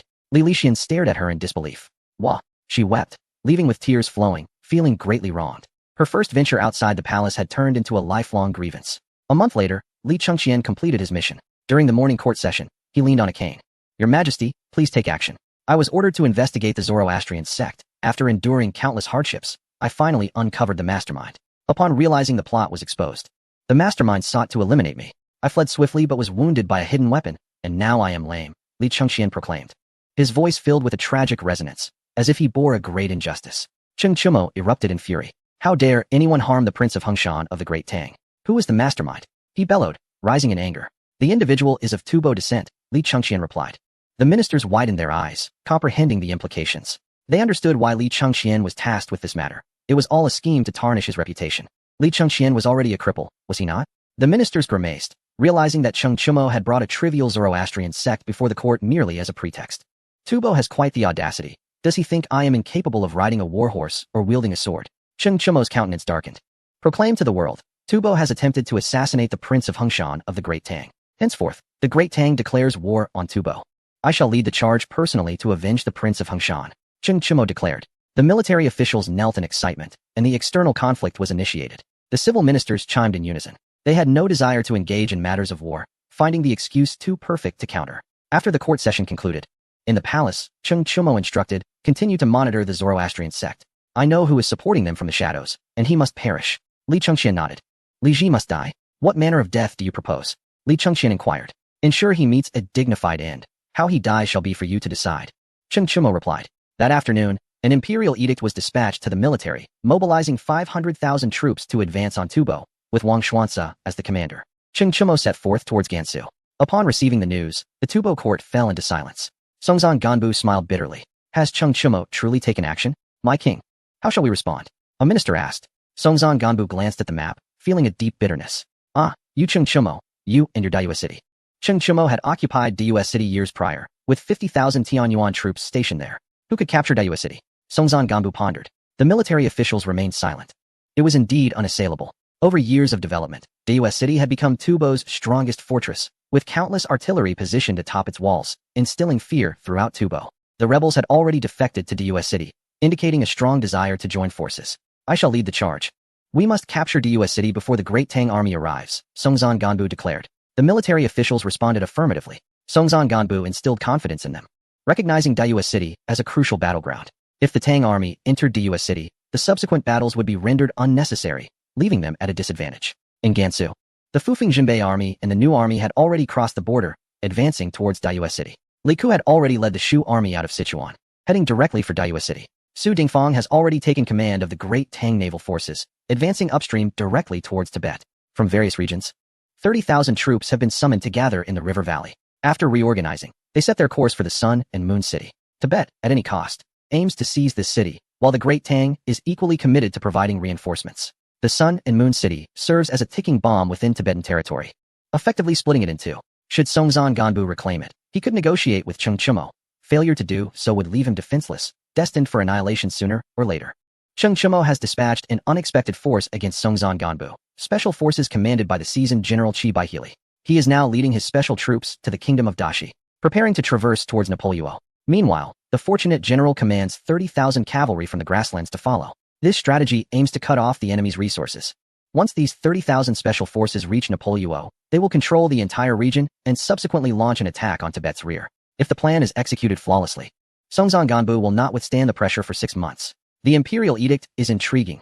Territories conquered will belong to the conquerors. Should they wish to avoid the Great Tang's dominion, they can either pay a price or support their family to become a noble house. This decree has incited fervor among the military leaders, while lesser families' eyes gleam with ambition. The time for glory and honor has arrived. Everyone knows that Cheng Chumo does not oppose noble families. His stance reflects that of the Great Tang. The common folk are eager to enlist, with modest aspirations of claiming a mere 2 acres of land. The noble families are equally industrious. The Li family from Longxi is particularly active. After Cheng Chumo secured the grasslands, they acquired a vast expanse of pasture. This time, they plan to invest heavily, providing provisions for 200,000 troops. The Lu family from Fanyang is not far behind. Following Cheng Chumo's pacification of Liaodong, they have reaped substantial benefits, with thousands of warhorses dispatched to Gansu. Other noble houses contribute as they can. Everyone recognizes this as a grand opportunity, ample enough for all to share. Gansu has become a hub of resources, as great power conflicts hinge upon attrition. Chapter 325. The death of Li Daozong. Cheng Chumo arrived at the Sun and Moon City. The army's arrival would take some time. Cheng Chumo did not conceal his itinerary. His status required no such subterfuge. Clad in a dragon robe, his imposing figure commanded attention. Some individuals, unworthy of their positions, would struggle even as mere village heads. Cheng Chumo, however, is capable of shouldering the weight of the entire Great Tang. He entered the city atop a black warhorse. As 50,000 soldiers from the Tianyuan left guard knelt along the streets, saluting the emperor, Cheng Chumo remained expressionless, while the soldiers of the Tianyuan left guard were visibly exhilarated, for he had transformed them from slaves into masters. At the Lord's manor, Cheng dismounted and entered, followed by a throng of generals. His arrival stirred a significant uproar among the Tibetans, just as they had begun to assemble their forces. News of Cheng Chumo's entrance left them stunned. Orders were issued to reach the nearest city to Sun and Moon City within a day. Yet the Tibetan generals delayed for a fortnight.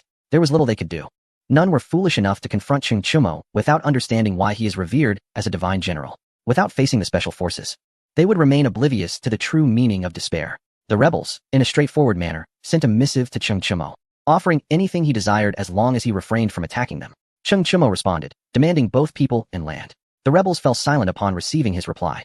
In the Lord's manor of Sun and Moon City, Cheng Chumo studied a map of Tibet. 3 months, he mused with a smile. The generals were puzzled, unable to grasp the significance of his 3-month statement. Cheng Meng, the commander of the Tianyuan left guard, scratched his head. Your Majesty, what are these 3 months? Cheng Meng inquired. Cheng Chumo shot him a glance, baffled that after so many years, he remained so dim-witted. He was merely a small soldier who survived the border skirmishes of the Yuji kingdom. In 3 months, all Tang forces will be in position. What do you think? Cheng Chumo clarified. Cheng Meng nodded, still confused but reluctant to ask further, fearing punishment for his inquiries. Recognizing his lack of understanding, Cheng Chumo contemplated having him study under Wang Xuanzi in the future. This will not do. Very well, you all deliberate. I shall take a stroll, he declared, exiting the grand hall. At the entrance, a woman awaited Cheng Chumo. Upon spotting him, she hurriedly bowed. Princess Wenqing greets your Majesty, she said, though her visage bore signs of weariness. Since marrying into Tibet, she had not visited the Tibetan royal city, remaining in Sun and Moon City. Her marriage occurred rather late, and by then, the Tibetan conflict had reached a decisive point. Songzan Ganbu, harboring resentment, had yet to welcome Princess Wenqing. Cheng Chumo cast a glance at her but continued forward, with the princess trailing closely behind. What brings you to me? He inquired, his pace unwavering. Your Majesty, could you spare my father, Li Daozong? She implored, her eyes filled with hope for Cheng Chumo's favor. Without turning, he replied, you have 3 days. I shall grant him 3 days more, considering your difficult journey to Tibet. The princess stood frozen in place, and after a long moment, she turned and vacantly returned to her quarters. Nestled between mountains and water, the scenery was enchanting, with many similar places surrounding Sun and Moon City, picturesque bridges and flowing streams. Li Daozong sat beside a brook, smiling at his daughter's return. Today, father has prepared fish for you. They are truly plump, he said, aware of his impending fate. Not all apologies can mend rifts, and he understood that his daughter's influence was insufficient to sway Cheng Chumo. Princess Wenqing wept, rushing to her father's side and resting her head on his lap. He gently patted her back. Cry, my child. Your father's current state is of his own making. Because you married into Tibet, I gained favor and trust from the late Emperor Li Shimin. Yet I became complacent and underestimated the world, especially Cheng Chumo, he lamented, his tone casual.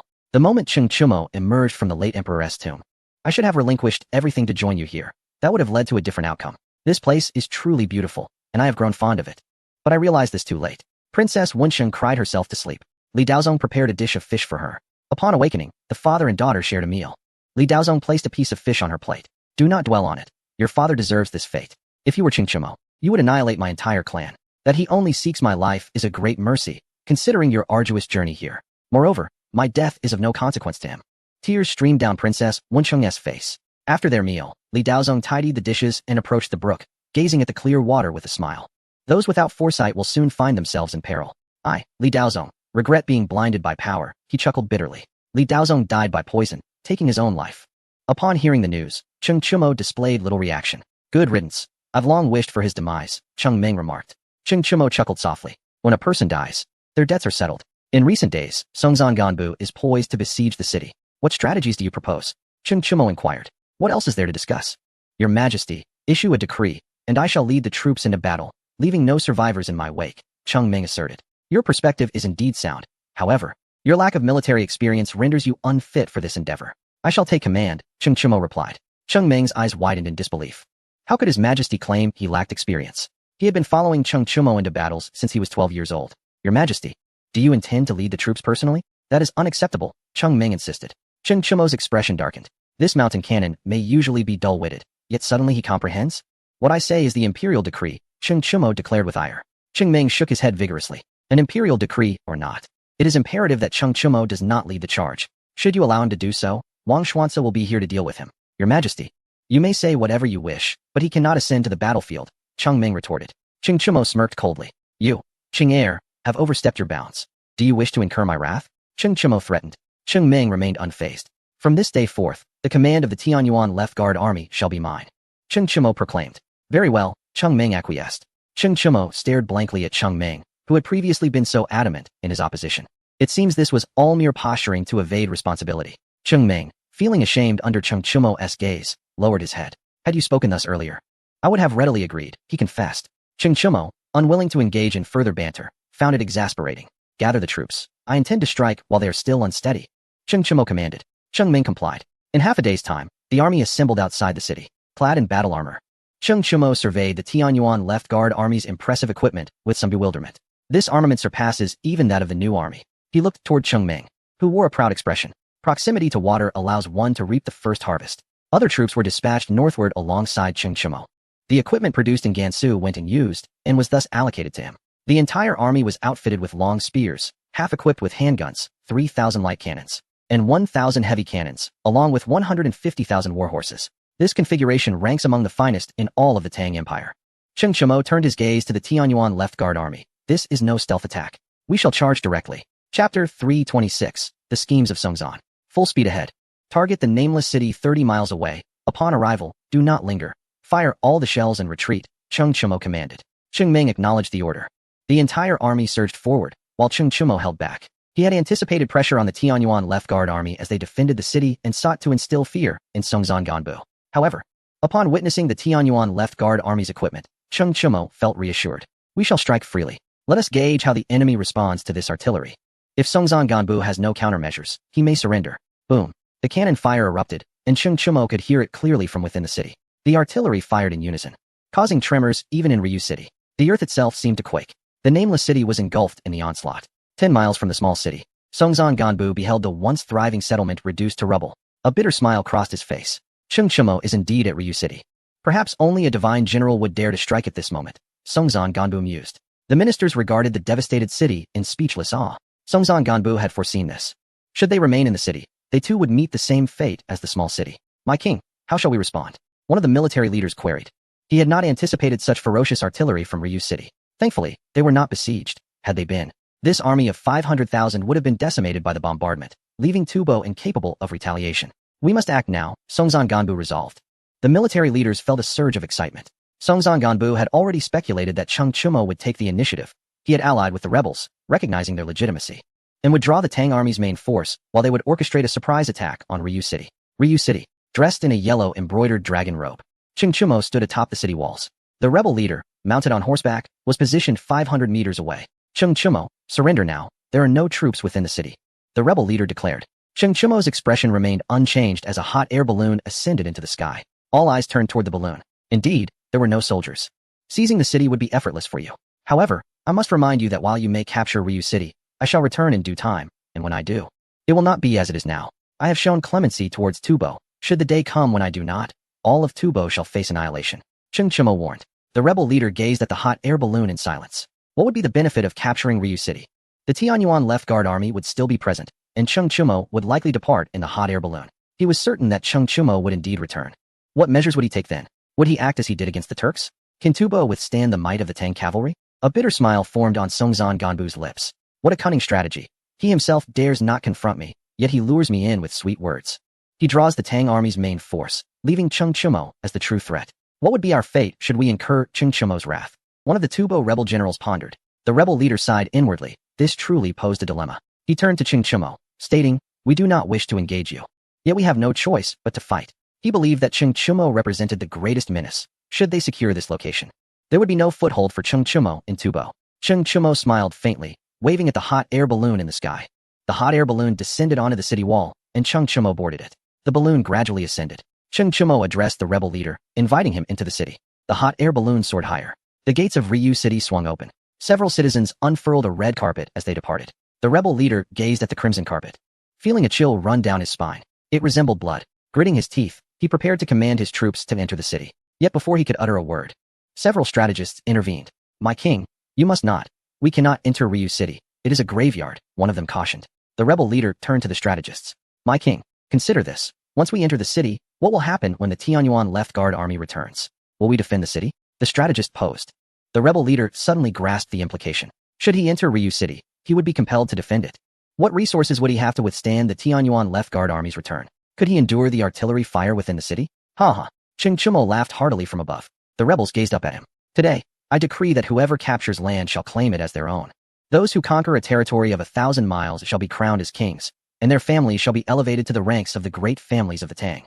Cheng Chumo proclaimed. The soldiers below fell silent, their eyes glistening with fervor. To seize land as their own? What had they fought for with such fervor, if not for a piece of land to call their own? The rebel leader trembled with excitement. He now controlled a territory of 3,000 miles. If he were to pledge allegiance to the Tang, would he not be directly crowned as a king? His family would ascend to the ranks of the great families. He was acutely aware of the prestige associated with the great families of the Tang. Having had ample dealings with them over the years, they had never regarded him with any esteem, nor had he ever met a clan elder, only encountered some foreign affairs. The rebel leaders were filled with excitement. Here, they were labeled as rebels, a title that could not be washed away, for a rebel is forever a rebel. Should they join the Great Tang, they would no longer bear that title. They did not need to conquer 1,000 miles. Even 100 would suffice for generations of prosperity. Tianyuan was a name they were all familiar with. The Tianyuan Left Guard comprised their fellow townsmen, each possessing a family business in Ryu City. They could attempt to raid the city and see if those guards would pursue them to the ends of the earth. Cheng Chumo continued, urging them. The soldiers, in perfect unison, took a collective step back. Personal property is sacred and inviolable. To touch someone else's belongings would be courting death. The rebel leader was taken aback. When did their army become so disciplined? Your Majesty, we should surrender quickly. If we delay, I fear the soldiers will surrender on their own, and you will gain nothing, one strategist advised. Though he had initially opposed surrender, he found Cheng Chumo's offers too enticing to dismiss. They were all too aware of the lives the Tianyuan Left Guard led. Frankly speaking, even a lowly soldier enjoyed a better life than he did as a strategist. They had wives and children. This was how life ought to be lived.